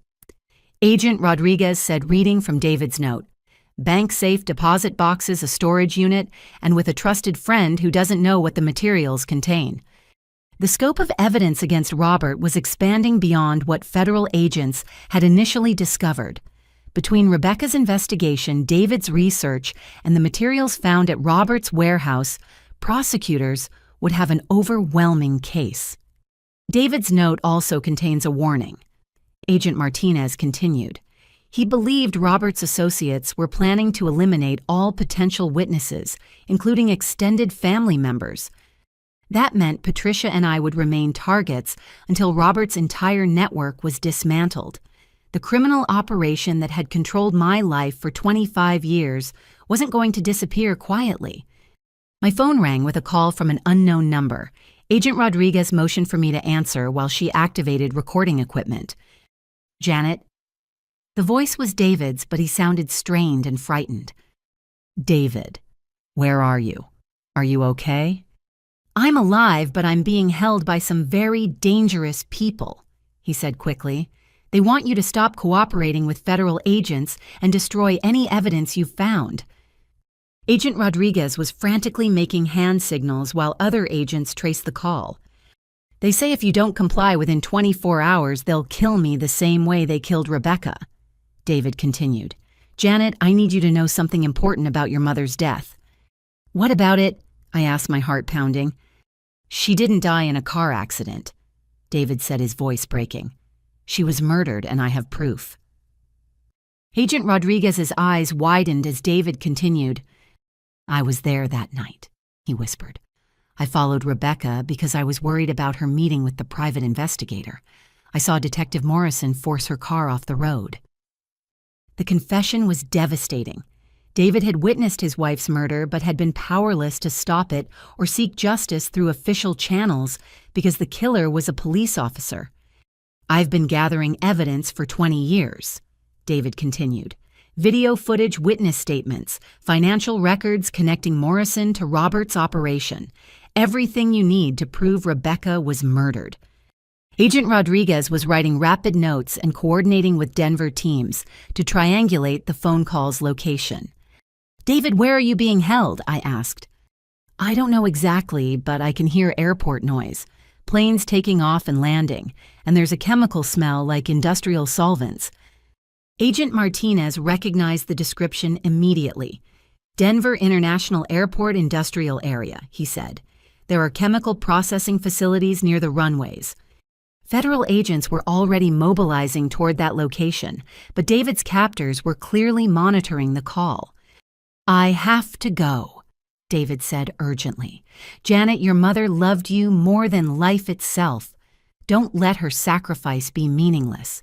Stop these people, no matter what happens to me." The line went dead, leaving us in tense silence. Agent Rodriguez was coordinating rescue efforts while I processed the knowledge that my biological father had witnessed my mother's murder and spent 2 decades seeking justice. "We're going to get him back," Patricia said, gripping my hand. "David is tougher than he looks. He survived losing Rebecca, and he'll survive this." Agent Rodriguez looked up from her phone with urgent intensity. "Denver teams are moving on 3 locations near the airport, but we need to assume Robert's associates are prepared to kill David if they realize law enforcement is closing in." The next 2 hours were the longest of my life. We sat in that safe house waiting for updates while federal agents conducted a coordinated rescue operation 2 states away. Every phone call could bring news of David's freedom or his death. Finally, Agent Rodriguez's phone rang with the call we had been waiting for. "We have him," she announced with relief. "David Morrison is alive and in federal custody. 2 arrests at the airport location, and we recovered additional evidence that David had hidden on his person." I broke down crying with relief and exhaustion. The man I had never met but who had spent 20 years fighting for justice for my mother was finally safe. "David wants to talk to you," Agent Rodriguez said, handing me her secure phone. "Janet?" David's voice sounded tired but strong. "I'm here," I said through my tears. "Are you hurt?" "Nothing serious," he replied. "But sweetheart, we have work to do. The evidence I've been collecting all these years is going to put Robert and his entire network away forever." As I spoke with my biological father for the first time surrounded by federal agents and my Aunt Patricia, I felt a sense of family and purpose that had been missing my entire life. Robert Stevens had stolen 25 years from me, but he hadn't been able to destroy the love and determination of my real family. Rebecca, David, and Patricia had spent decades fighting to bring me home and seek justice for the crimes committed against our family. Now it was time to finish what they had started. 3 days later, I stood in the Phoenix airport watching passengers emerge from the Denver flight. Agent Martinez had coordinated David's travel with maximum security, and I could see federal marshals positioned throughout the terminal. When David Morrison walked through the gate, I recognized him immediately despite never having seen his photograph. He was tall and lean, with graying dark hair and the same green eyes that ran through our family. But it was something deeper that made me know him instantly. The way he carried himself, the determined expression on his face, and the careful way he scanned the crowd reminded me of the woman I had seen in Rebecca's photographs. "Janet," he said simply as he approached, his voice full of 28 years of hope and longing. We embraced in the middle of that busy airport, and I felt a connection that went beyond genetics. This was the man who had loved my mother enough to spend 2 decades seeking justice for her murder. The man who had never stopped believing I was alive and would someday come home. "You look so much like her," David whispered, holding me tightly. "So much like Rebecca." Patricia joined our reunion, and for the first time in my life, I was surrounded by people who shared my DNA and my history. People who remembered the woman who gave birth to me and loved me enough to die protecting me. The drive to the safe house gave David and me time to begin processing 28 years of separation. He told me about his life after Rebecca's death, the jobs he had taken to support his investigation, and the countless nights he had spent researching adoption fraud and criminal networks. "I always knew Rebecca didn't die in an accident," he said as we sat in the secure living room. "She was the most careful driver I knew, and the weather was clear that night. But Detective Morrison convinced everyone it was just a tragic accident, and I had no proof otherwise." David pulled out a worn leather portfolio containing documents he had carried with him during his kidnapping. "I've been building a case against Morrison and Robert Stevens for 20 years. Financial records, witness statements, surveillance footage, everything we need to prove they murdered Rebecca." Agent Rodriguez examined the materials with growing excitement. "This evidence fills in gaps we've been trying to close for months. David, how did you manage to gather all this without being detected?" "I learned to be invisible," David replied. "I worked construction jobs that gave me access to buildings and areas where Robert's associates conducted business. I photographed meetings, recorded conversations, and documented financial transactions." The portfolio contained hundreds of photographs showing Robert Detective Morrison and various associates conducting what appeared to be criminal business. Time-stamped images spanning 2 decades proved the conspiracy had been operating continuously since Rebecca's death. "But this is the most important evidence," David said, pulling out a small recording device. "Audio from the night Rebecca was murdered." He explained that he had been following Rebecca that night because he was worried about her meeting with the private investigator. When Detective Morrison forced her off the road, David had hidden nearby and recorded the aftermath. "Morrison called Robert immediately after the crash," David said, his voice thick with emotion. "I have their entire conversation on tape." Agent Rodriguez played the recording, and we listened in horrified silence as Detective Morrison reported Rebecca's death to Robert Stevens. "It's done," Morrison's voice said through the old recording. "The Morrison woman won't be asking any more questions about the kid." "Good," Robert replied. "Make sure the accident scene looks convincing. We can't have anyone investigating the adoption records." The cold, businesslike discussion of my mother's murder was sickening. These men had killed a young woman who was fighting to reunite with her daughter, and they had talked about it like completing a routine business transaction. "Why didn't you take this to the FBI years ago?" Agent Rodriguez asked.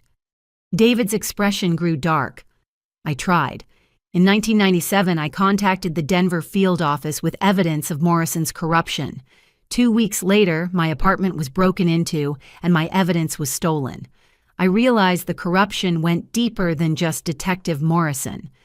He had spent the next 20 years being more careful gathering evidence slowly and hiding it in multiple locations.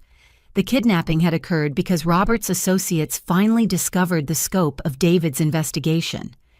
They were planning to kill me and make it look like suicide," David explained. "But they wanted to use my death to manipulate you into stopping your cooperation with federal agents. The revelation that my biological father had come close to being murdered because of his dedication to seeking justice for my mother was overwhelming. This man had risked everything to hold my adoptive family accountable for their crimes. David," I said, "I want to help finish what you and Rebecca started. These people destroyed our family, but they're not going to destroy any more children." He smiled for the first time since arriving in Phoenix. "That's exactly what your mother would have said." Over the next several hours, David shared stories about Rebecca that painted a picture of the woman I had lost. She'd been studying to become a nurse, volunteering at a local shelter for homeless teenagers, and planning to open a daycare center for working mothers. Rebecca had so many dreams. David said, showing me letters she had written about her plans for our future. She wanted to give you everything she never had: a stable home, educational opportunities, and a family that would never abandon you. The contrast between Rebecca's dreams and the reality of my life with Robert and Carol was heartbreaking. Instead of a loving family, I had been raised by criminals who used me as a tool in their illegal operation. But she also prepared for the possibility that something might happen to her, David continued. Rebecca set up trust funds, gathered evidence, and made arrangements to ensure you would be protected, even if she wasn't there to do it herself. Patricia pulled out additional documents that revealed the full extent of Rebecca's planning. Beyond the $50,000 in the safety deposit box, Rebecca had established a second trust fund that had been growing for 28 years. She left instructions that if anything happened to her, the money should continue accumulating until you turned 30. Patricia explained. The fund now contains over $200,000. The financial security Rebecca had tried to provide was significant, but the emotional inheritance was even more valuable. Through her letters, evidence gathering, and careful planning, she had left me the tools needed to seek justice and build a meaningful life. There's something else, David said quietly. Rebecca was pregnant when she died. The room fell silent as the full tragedy of that night became clear. Robert and Detective Morrison hadn't just murdered my mother. They had killed my unborn sibling and destroyed the family Rebecca was fighting to rebuild. She was going to tell me about the pregnancy after she finished dealing with the adoption investigation, David continued. She wanted to make sure you were safe before we started planning for another child.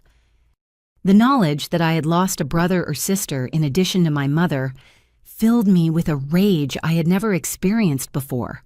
Robert Stevens hadn't just stolen my childhood, he had murdered my entire family to protect his criminal operation. Agent Rodriguez. I said, my voice steady despite the emotions churning inside me.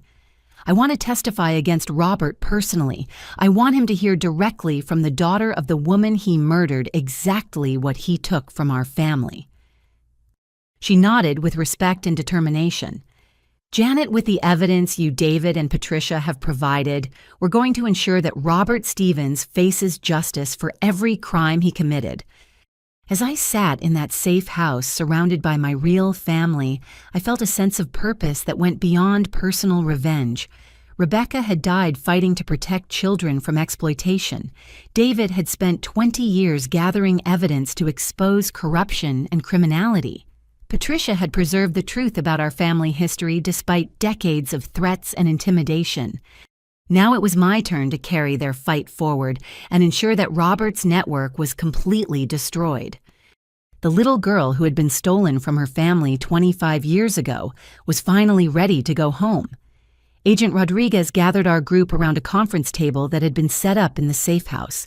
Maps, photographs, and organizational charts covered every surface as she outlined the most complex federal operation I had ever seen.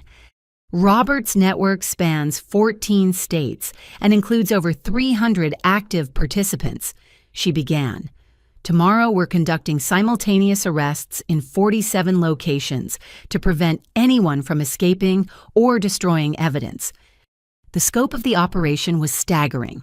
FBI field offices, DEA task forces, ATF agents, and local police departments were coordinating to dismantle what had become one of the largest criminal enterprises in American history. Janet, your role is critical to the operation's success, Agent Rodriguez continued. We need you to make contact with Robert in federal custody and get him to reveal the locations of hidden evidence and the identities of participants we haven't identified yet. The plan required me to visit Robert in jail and pretend that I was willing to cooperate with his demands. While wearing recording devices, I would encourage him to discuss details of the operation that federal agents could use to locate additional evidence. He's going to try to manipulate you, Agent Rodriguez warned. Robert is a master at psychological control, and he'll use every technique he's learned over 25 years to make you doubt yourself and feel guilty for cooperating with law enforcement. David leaned forward with concern. Is it safe for Janet to be alone with him? Robert is desperate now, and desperate criminals are unpredictable. She won't be alone, Agent Rodriguez assured him. We'll have agents monitoring the conversation, and Janet will be equipped with panic devices that will bring immediate assistance if needed. Patricia studied the operational timeline with anxiety. What if Robert realizes this is a setup? What if he warns his associates before you can arrest them? That's a risk we have to take, Agent Rodriguez replied. But Robert's arrogance works in our favor. He believes he's smarter than law enforcement, and he thinks he can still manipulate Janet into protecting him. The psychological profile federal agents had developed showed Robert as a narcissistic criminal who genuinely believed he deserved credit for his intelligence and planning. That arrogance had led him to document his crimes extensively, and it might lead him to reveal information during our conversation. I can do this, I said, surprising myself with how confident I sounded. Robert spent 25 years conditioning me to respond to his manipulation, but I understand his techniques now. I can use that knowledge against him. Agent Martinez handed me a folder containing talking points and questions designed to elicit specific information from Robert. We need details about offshore accounts, international contacts, and contingency plans for escaping prosecution. The folder also contains psychological strategies for resisting Robert's manipulation attempts, techniques for staying focused on the mission while appearing vulnerable to his influence. Remember, Agent Rodriguez said, Robert believes you're the scared, confused young woman he raised. He doesn't know you've connected with your biological family and learned the truth about Rebecca's murder. Use that ignorance against him. As we prepared for the prison visit, David pulled me aside with fatherly concern. Janet, you don't have to do this, he said. You've already provided more help than anyone could expect. Federal agents can build their case without putting you at additional risk. David, Robert killed my mother and stole my entire life, I replied. I need to look him in the eye and know that he understands exactly who defeated him. Patricia joined our conversation with her own perspective. Rebecca would be proud of your courage, but she would also want you to be safe. Don't take unnecessary risks to prove something to people who never deserved your love. Their concern was touching, but I felt a clarity of purpose that surprised me. For 28 years, I had been reacting to other people's choices and manipulation. This was the first time I had the opportunity to take control of my own story and actively seek justice. The next morning, I dressed in clothing that would remind Robert of the compliant daughter he had raised. Conservative business attire, minimal makeup, and the nervous demeanor I had perfected during years of trying to please him. Agent Rodriguez drove me to the Federal Detention Center while reviewing last-minute details of the operation. Teams are positioned at all target locations, she reported. As soon as Robert provides the information we need, arrests will begin simultaneously across 14 states. The weight of responsibility was enormous. Hundreds of law enforcement officers were waiting for the intelligence I was supposed to gather from Robert. Dozens of victims were depending on this operation to find justice and safety. The Federal Detention Center was the imposing concrete building surrounded by razor wire and guard towers. Inside, I was processed through multiple security checkpoints before being escorted to a small conference room with cameras and recording equipment. Robert was brought in wearing an orange jumpsuit and handcuffs. He looked older than I remembered, with gray stubble and tired eyes, but his expression was still calculating and manipulative. "Janet, sweetheart," he said as guards secured his handcuffs to the table. "I'm so glad you came to see me." "Hi, Dad," I replied, using the word that felt like poison but was necessary for the operation. For the next 90 minutes, Robert attempted every manipulation technique he had used throughout my childhood. Guilt about abandoning the family that raised me. Fear about what would happen to me if his criminal network was completely exposed. False concern about my emotional well-being and financial security. "You have to understand everything we did was to protect you," he said with practiced sincerity. "The adoption, the business arrangements, even the situation with your biological mother. We were trying to give you opportunities you never would have had otherwise. I nodded and played the role of the confused, guilt-ridden daughter, while Robert revealed details about offshore accounts in the Cayman Islands, contact information for associates in Canada and Mexico, and contingency plans for relocating the operation to South America. "There's something you need to know about your biological father," Robert said, his voice taking on a more threatening tone. "David Morrison has been interfering with our family for 20 years. He's not the innocent victim federal agents want you to believe he is." Robert's attempt to turn me against David revealed just how desperate he had become. Even facing federal charges and life in prison, he was still trying to isolate me from people who genuinely cared about me. "What about David?" I asked, maintaining my role. "He's been blackmailing our family since Rebecca's death." Robert lied smoothly, demanding money in exchange for keeping quiet about business arrangements. The evidence he claims to have against us was obtained through extortion and illegal surveillance. The accusation was so outrageous that I had to focus on maintaining my expression of confusion rather than letting my anger show. "Are you saying David has been lying to federal agents?" I asked. "I'm saying David Morrison is not the grieving widower he pretends to be," Robert replied. "He's a career criminal who saw an opportunity to profit from his wife's death."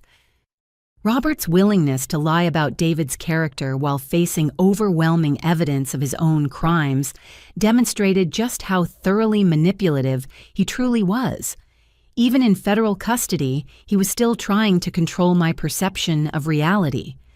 "Dad, I'm scared," I said, allowing genuine emotion to creep into my voice. "I don't know who to trust anymore." Robert's expression softened as he recognized what he thought was an opportunity to regain control over me. "Trust me, sweetheart," he said. "I'm the only family you've ever really had. David and Patricia are strangers who want to use you for their own purposes. But I've loved you and protected you since you were 3 years old." "What should I do?" I asked. Robert leaned forward as much as his handcuffs would allow. "There are safe deposit boxes and storage facilities that federal agents haven't found yet. If you can access those locations and destroy the evidence inside, we can make this whole nightmare go away." He was asking me to obstruct a federal investigation and destroy evidence of crimes spanning 3 decades. The request confirmed that Robert still saw me as a tool he could manipulate, rather than a person with my own moral agency. "Where are these locations?" I asked. Robert provided addresses for storage facilities in Nevada and California, account information for banks in offshore jurisdictions, and contact details for associates who were prepared to help me flee the country if necessary. As he revealed information that would allow federal agents to complete their case against his entire network, Robert genuinely believed he was recruiting me back into his criminal enterprise. "Janet," he said as our time ran out, "you're my daughter in every way that matters. Don't let strangers convince you to destroy the family that raised you." Guards came to escort Robert back to his cell, and he looked at me with what appeared to be genuine paternal affection. Even facing life in prison, he still believed he had successfully manipulated me into helping him escape justice. As I left the detention center, Agent Rodriguez was waiting with updates from field teams across the country. "We have everything we need," she said with satisfaction. "Operation Family Reunion begins now." 6 hours after my meeting with Robert, federal agents were simultaneously breaching 47 locations across 14 states. I sat in the Phoenix field office watching live feeds from operations in Los Angeles, Chicago, Denver, and Atlanta, while Agent Rodriguez coordinated the largest financial crime takedown in FBI history. "Nevada storage facilities secured," came the report from Las Vegas. "Massive evidence recovery in progress." "California bank accounts frozen," reported the San Francisco team.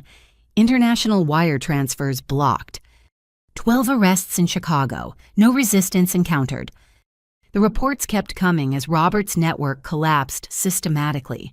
Decades of criminal enterprise were being dismantled in a matter of hours, all because Robert's arrogance had led him to reveal operational details he thought I would use to help him.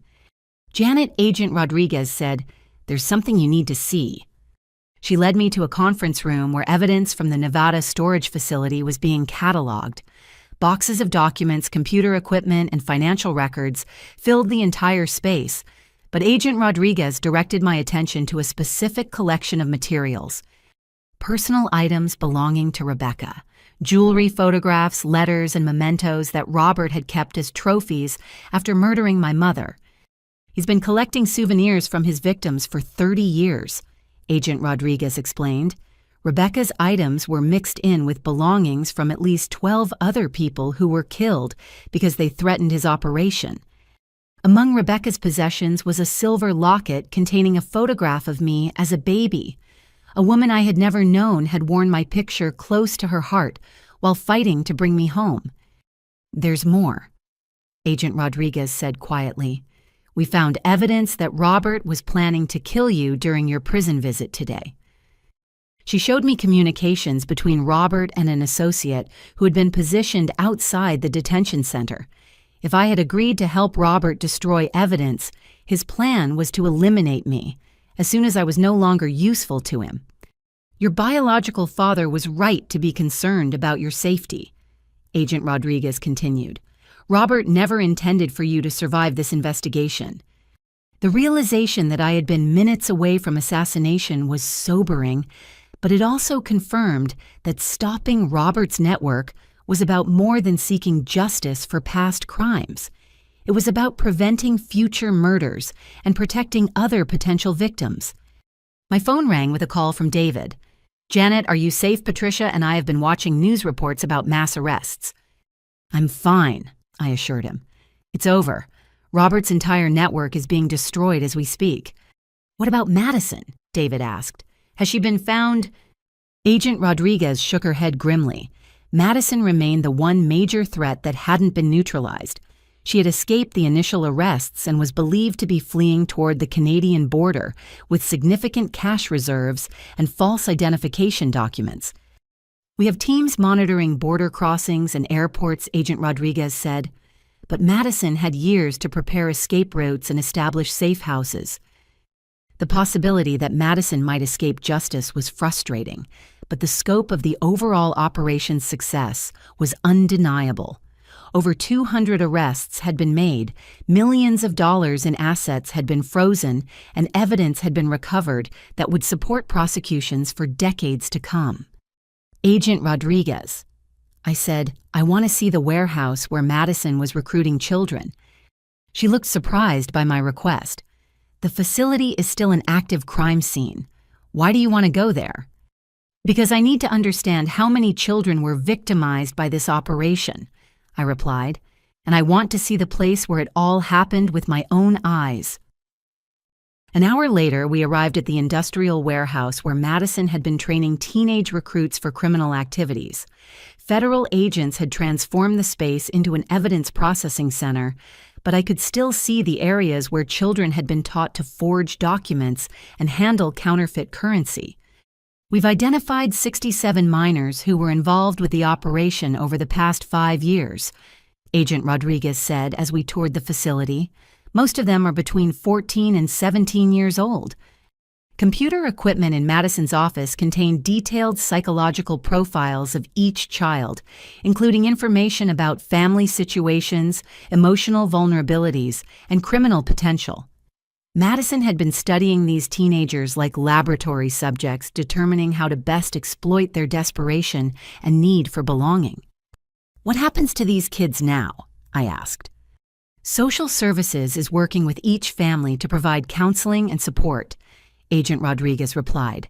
"Many of these children were victims themselves, manipulated into criminal activity by adults they trusted." In Madison's private office, agents had discovered something that made my blood run cold: a detailed plan for expanding the operation by establishing recruitment centers in other cities, specifically targeting foster care systems and homeless youth programs. Madison was planning to franchise this operation, Agent Rodriguez explained.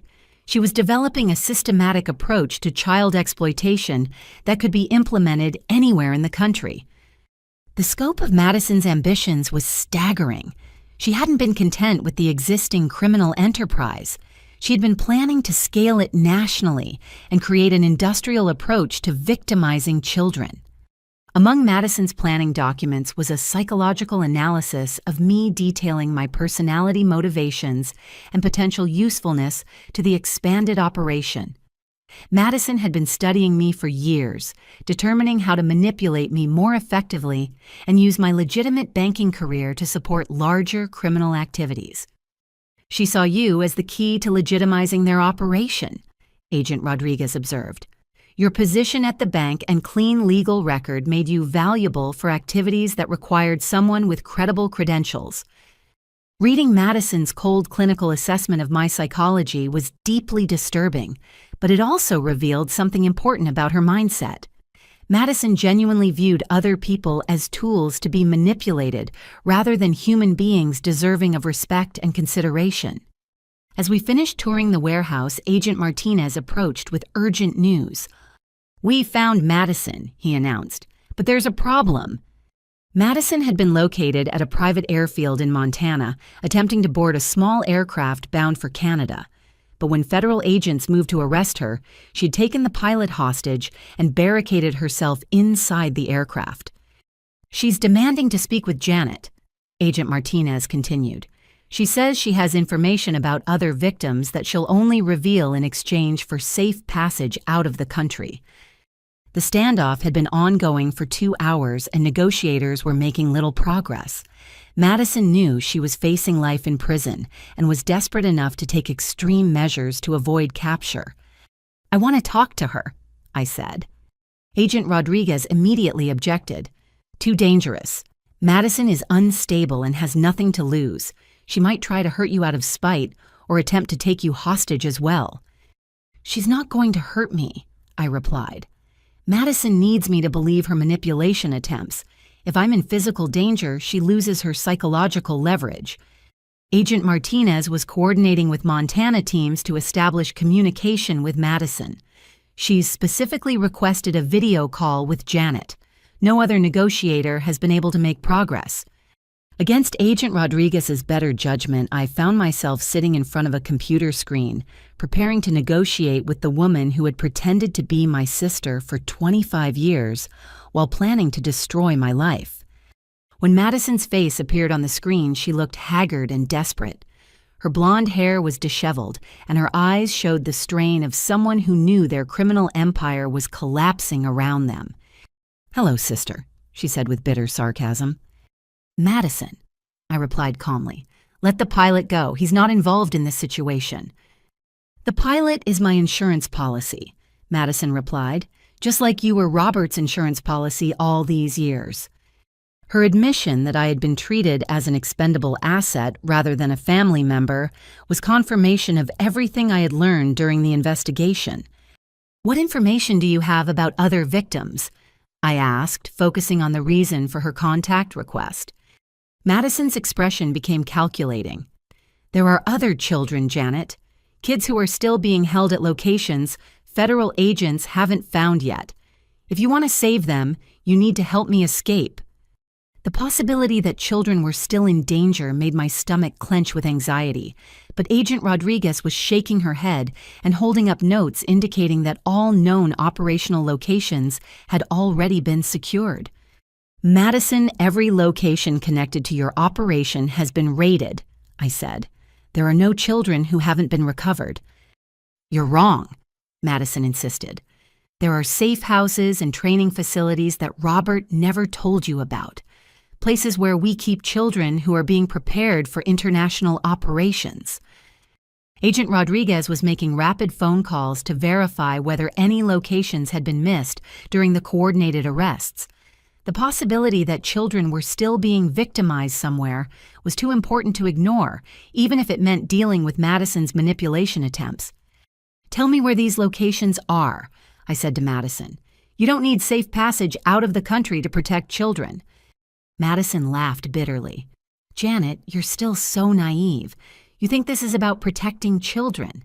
This was always about money and power. The children were just a renewable resource. Her casual dismissal of human suffering revealed the depth of Madison's moral corruption. She genuinely viewed child victims as business assets rather than people deserving protection and care. If there are children still in danger, tell me where they are, I repeated. Madison's expression shifted to something approaching genuine emotion. There's one place, she said quietly, a facility in rural Oregon where Robert sends children who are too traumatized or difficult to use in normal operations. Agent Rodriguez was frantically coordinating with Oregon field teams while I continued the conversation. What happens to children at this facility? I asked. They disappear, Madison said simply. Children who can't be controlled or who might expose the operation are eliminated there. The implication that Robert had been systematically murdering child victims was horrifying, but consistent with his willingness to kill Rebecca and plan my own assassination. Give me the address, and I said. Madison provided coordinates for a property in the Cascade Mountains that didn't appear on any of the seized documents or computer records. If children were still being held there, they would need immediate rescue. Now help me get out of here, Madison demanded. No, I replied firmly. You've provided the information needed to save those children. You don't get to negotiate for freedom after participating in their abuse. Madison's face contorted with rage as she realized I wasn't going to help her escape justice. You have no idea what you've done, she screamed.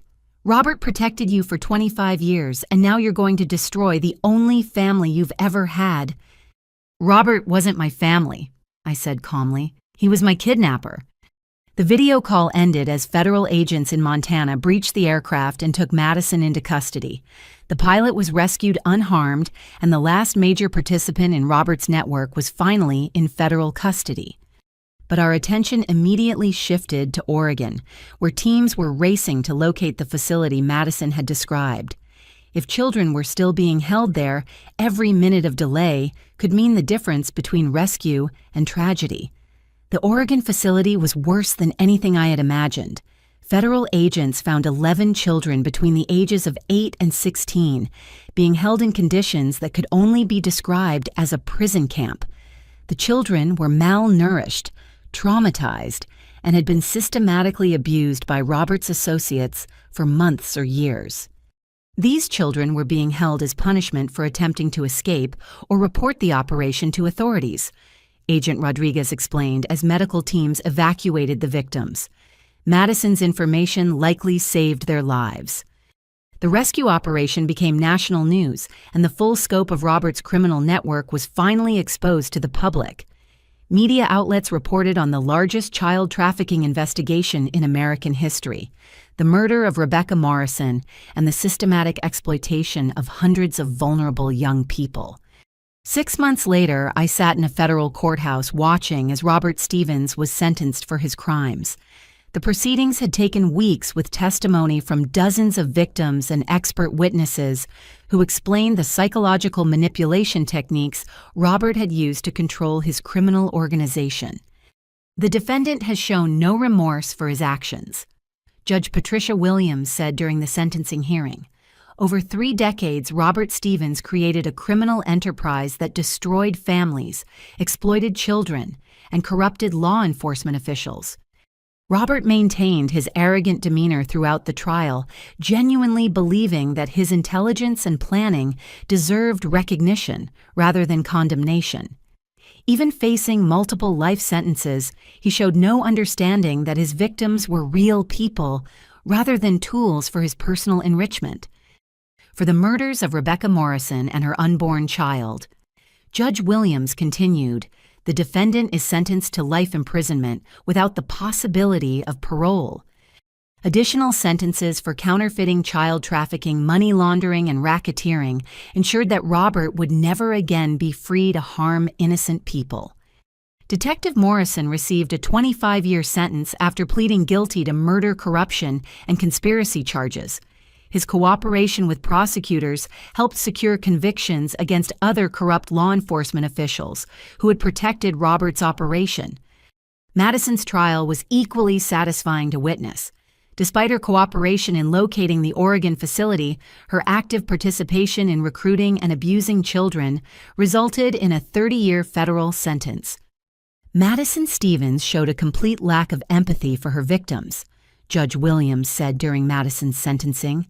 Her systematic exploitation of vulnerable children represents the worst kind of criminal behavior.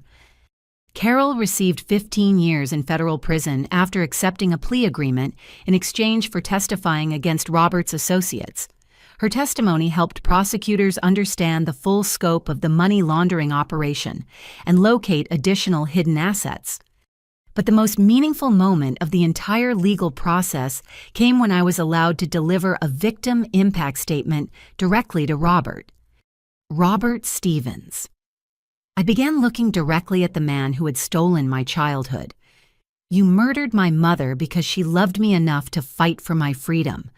You stole 28 years of my life because you needed a child you could mold into the perfect victim. Robert stared at me with the same calculating expression he had used throughout my childhood, as if he were still trying to determine how to manipulate me. You thought you understood me because you had controlled me since I was 3 years old. I continued, but you never understood that the love my real family had for me was stronger than your manipulation and abuse. I pulled out a photograph of Rebecca that I had found among her possessions in the Nevada storage facility. This is Rebecca Morrison, the woman you murdered, I said, holding up the picture. She was studying to become a nurse. She volunteered at homeless shelters. She was planning to open a daycare center for working mothers. She had dreams and plans and people who loved her. Robert's expression didn't change, but I could see other people in the courtroom were moved by my description of the woman whose life he had ended. Rebecca died fighting to protect me and expose your criminal operation, I concluded. Her death wasn't meaningless because it led to your capture and the rescue of hundreds of other victims. You may have stolen my childhood, but you didn't destroy my capacity to seek justice and build a meaningful life. As I returned to my seat, I felt a sense of closure that I hadn't expected. For 28 years, Robert had controlled my perception of reality and my understanding of my own identity. But standing in that courtroom, speaking truth to power, I finally felt free of his psychological manipulation. The financial aspects of justice were equally satisfying. Federal prosecutors recovered over $40 million in assets from Robert's criminal enterprise money that was distributed among victims and their families. David and I established the Rebecca Morrison Foundation using recovered funds and insurance settlements from Robert's criminal activities. The foundation provides support for adoptees who have been exploited, assistance for families affected by child trafficking, and resources for investigating adoption fraud. Rebecca would be proud of what you've built, David told me as we toured the foundation's new office space in Denver. She always believed that something good could come from even the worst situations. The foundation had already helped reunite 12 families affected by illegal adoptions and provided counseling services for over 200 victims of child trafficking operations. Patricia joined the foundation's board of directors and used her nursing experience to develop trauma-informed care programs for rescued children. Her decades of waiting and hoping had been transformed into practical action to help other families find healing. I spent 20 years wondering what happened to you, Patricia said during the foundation's first annual board meeting. Now I get to spend the rest of my life helping other families avoid that kind of suffering.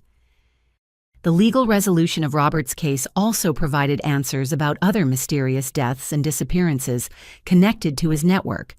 Federal investigators linked the organization to 17 unsolved murders, spanning 3 decades, bringing closure to families who had never known what happened to their loved ones. But perhaps the most important aspect of justice was the protection it provided for future victims. Robert's conviction and the dismantling of his network eliminated a criminal enterprise that had been growing and expanding for over 30 years. Without your cooperation, Agent Rodriguez told me during a celebration dinner 6 months after the sentencing, Robert's operation would have continued indefinitely. Your courage to seek truth and justice saved dozens of children who were being recruited for exploitation. The investigation had also led to legislative changes that strengthened oversight of private adoptions and made it more difficult for criminals to exploit vulnerable children through fraudulent placements. As I reflected on the long journey from that anniversary dinner at Romano's to the federal courthouse where justice was finally served, I realized that my story wasn't really about victimization or revenge. It was about the power of love to survive even the most sophisticated manipulation and abuse. Rebecca's love had motivated her to fight for my freedom even when it cost her life. David's love had sustained 20 years of investigation and evidence gathering. Patricia's love had preserved our family history and prepared for my eventual return. That love had ultimately proven stronger than Robert's criminal enterprise, more enduring than his psychological manipulation, and more powerful than his threats and violence.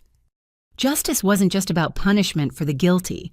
It was about affirming that every child deserves protection, every family deserves truth, and every victim deserves the opportunity to reclaim their life and identity. Robert Stevens had thought he could control the narrative of my life indefinitely, but he had underestimated the power of authentic human connection and the determination of people who refuse to accept injustice. 2 years after Robert's sentencing, I stood in the backyard of my new home in Denver watching David and Patricia plant a memorial garden for Rebecca. The house was just 10 minutes from where my biological parents had lived before I was taken from them, bringing our family story full circle. Rebecca always loved gardening, David said as he positioned a rose bush near a stone bench we had installed in her memory. She said watching things grow gave her hope for the future. Patricia arranged white lilies around the memorial stone we had engraved with Rebecca's name and the words, "Beloved mother, sister, and fighter for justice." The garden would bloom every spring, ensuring that Rebecca's memory remained vibrant and alive. The house itself was everything Rebecca had dreamed of providing for me: a safe neighborhood with good schools, space for a family to grow, and a sense of permanence that I had never experienced during my childhood with Robert and Carol. "Janet, Patricia," called from the garden. "David and I have something for you." They led me to a small greenhouse David had built behind the house, where dozens of seedlings were growing in carefully labeled containers. Vegetables, herbs, and flowers that would eventually fill the memorial garden and provide fresh produce for our family meals. Rebecca left detailed plans for a garden she wanted to plant with you someday. David explained, showing me pages from Rebecca's journal that described her dreams for our future home. She researched native plants, seasonal growing cycles, and sustainable farming techniques. Even in death, Rebecca was still teaching me and providing for my future. Her plans for the garden included educational elements that would help children learn about nature responsibility and the satisfaction of nurturing living things.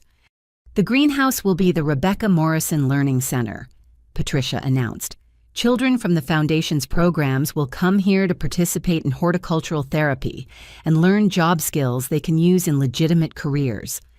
The integration of Rebecca's memory with practical assistance for vulnerable children felt perfectly consistent with the woman I had come to know through her letters and journals. She would have wanted her death to inspire programs that protected other children from exploitation. My phone buzzed with a text from Agent Rodriguez. "Conviction upheld on appeal. Robert's life sentence is final."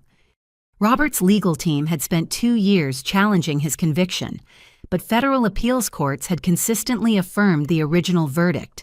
At 62 years old, Robert would spend the remainder of his life in federal prison, never again able to harm children or manipulate vulnerable families. "Good news?" David asked, noticing my expression. "The best news," I replied, showing him the message from Agent Rodriguez. "Robert's appeals are exhausted. Justice is truly final now." Patricia hugged me with tears in her eyes. "Rebecca can finally rest in peace. knowing her killer will never hurt another family.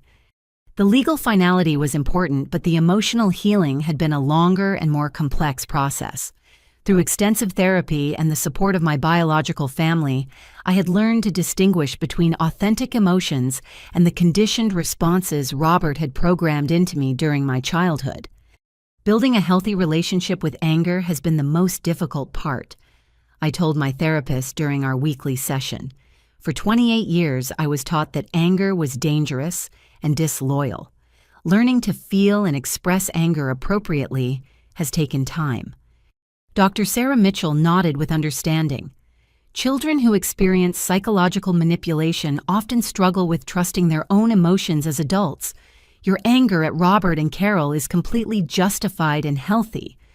The therapy process had also helped me understand that my identity wasn't defined by the trauma I had experienced or the crimes committed against me. I was Rebecca Morrison's daughter, raised by David Morrison and Patricia Morrison, with my own dreams, abilities, and potential for creating positive change in the world. The Rebecca Morrison Foundation had become my full-time career, allowing me to transform personal pain into meaningful action. We had helped reunite 43 families affected by adoption fraud, provided counseling for over 800 victims of child trafficking, and successfully lobbied for legislative reforms that strengthened protections for vulnerable children. The Foundation's work is Rebecca's true legacy, I said during a television interview about adoption reform. She died fighting to protect children from exploitation, and we're carrying that fight forward in her memory. The interview was part of a documentary about Robert's criminal network that had aired on national television, educating the public about the sophisticated techniques criminals use to exploit adoption systems and manipulate vulnerable families.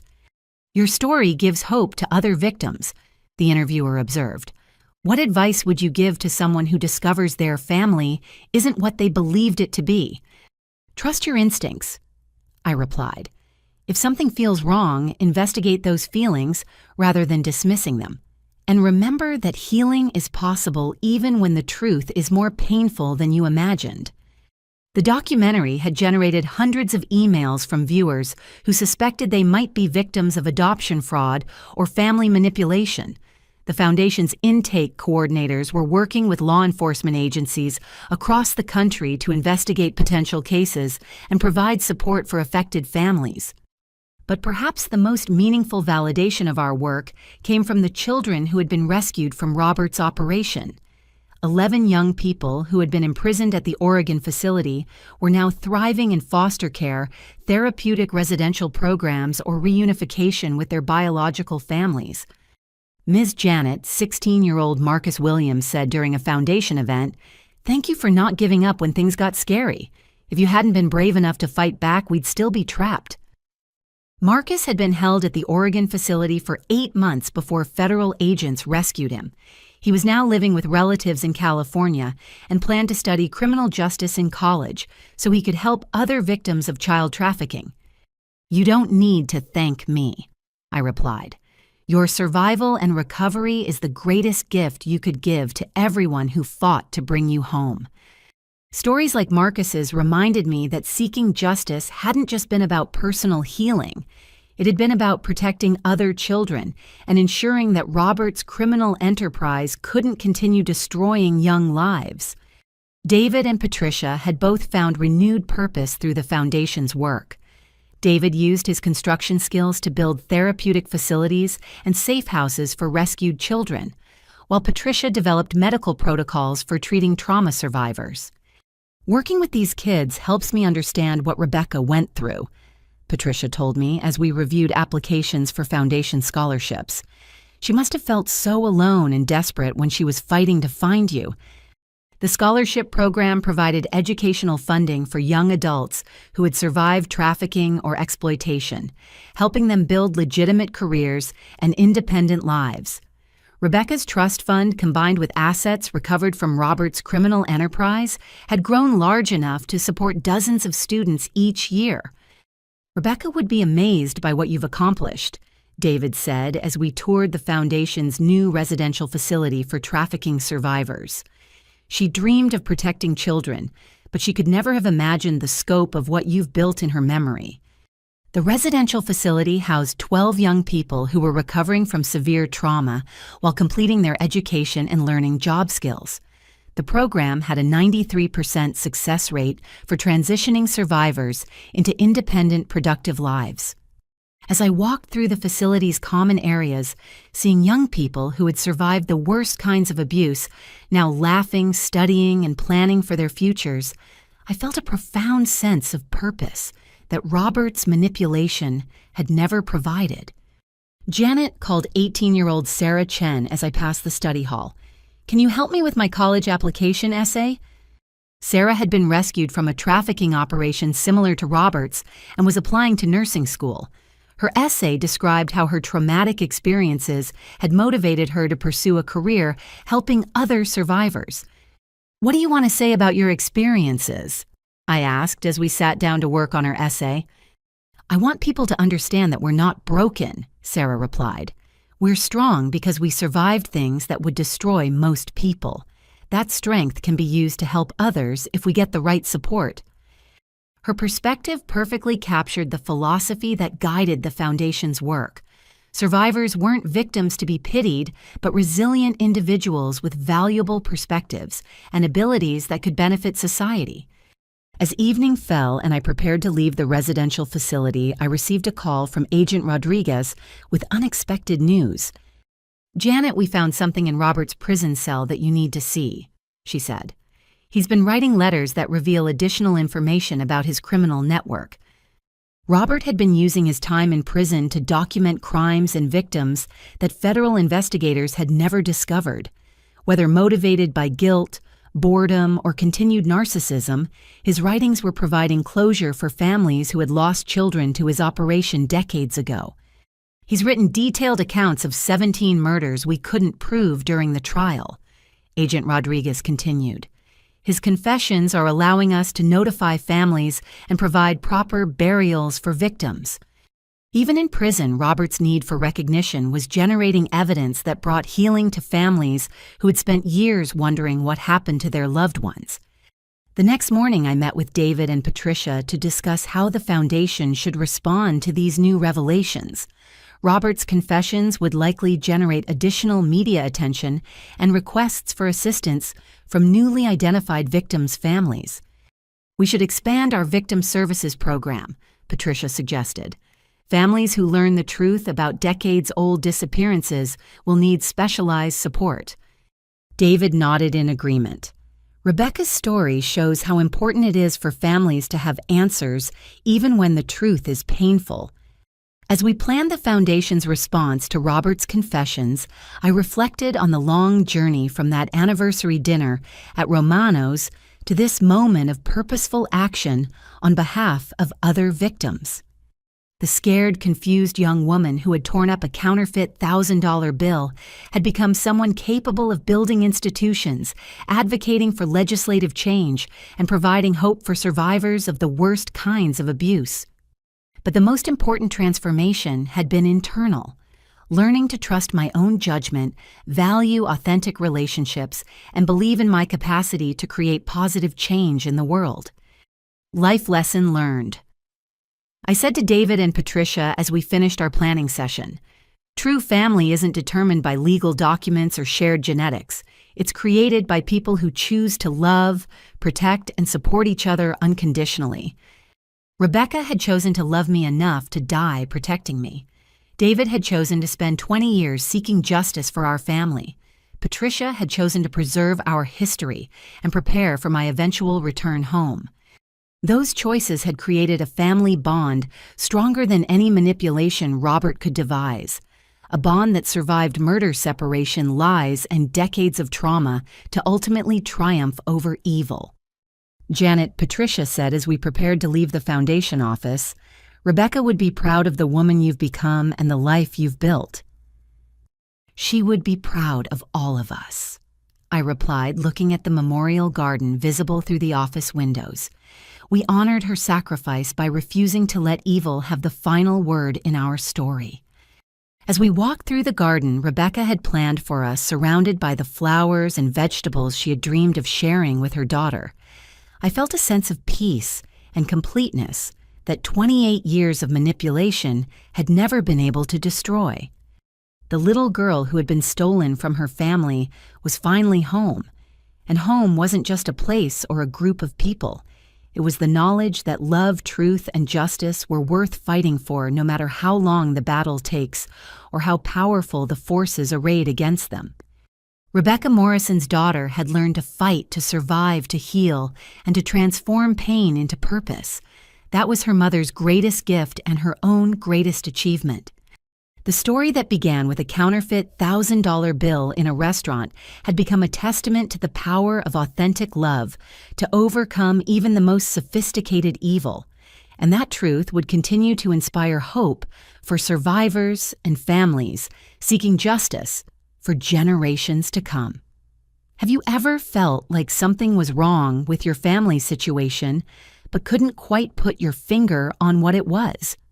Trust those instincts. Sometimes our gut feelings are trying to protect us from manipulation we haven't consciously recognized yet. Your story matters, and seeking truth takes incredible courage, but it's always worth it in the end.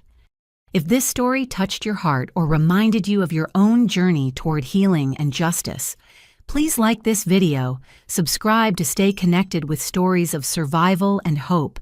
Share this with someone who might need to hear Rebecca's message of never giving up on love, and let me know in the comments what family truly means to you. Thank you for listening to this story and for being part of a community that believes every child deserves protection and every family deserves truth. May you find the courage to seek your own authentic path, and may love always prove stronger than fear in your life. Until next time, remember that you are worthy of genuine love and that your truth matters more than anyone's comfortable lies.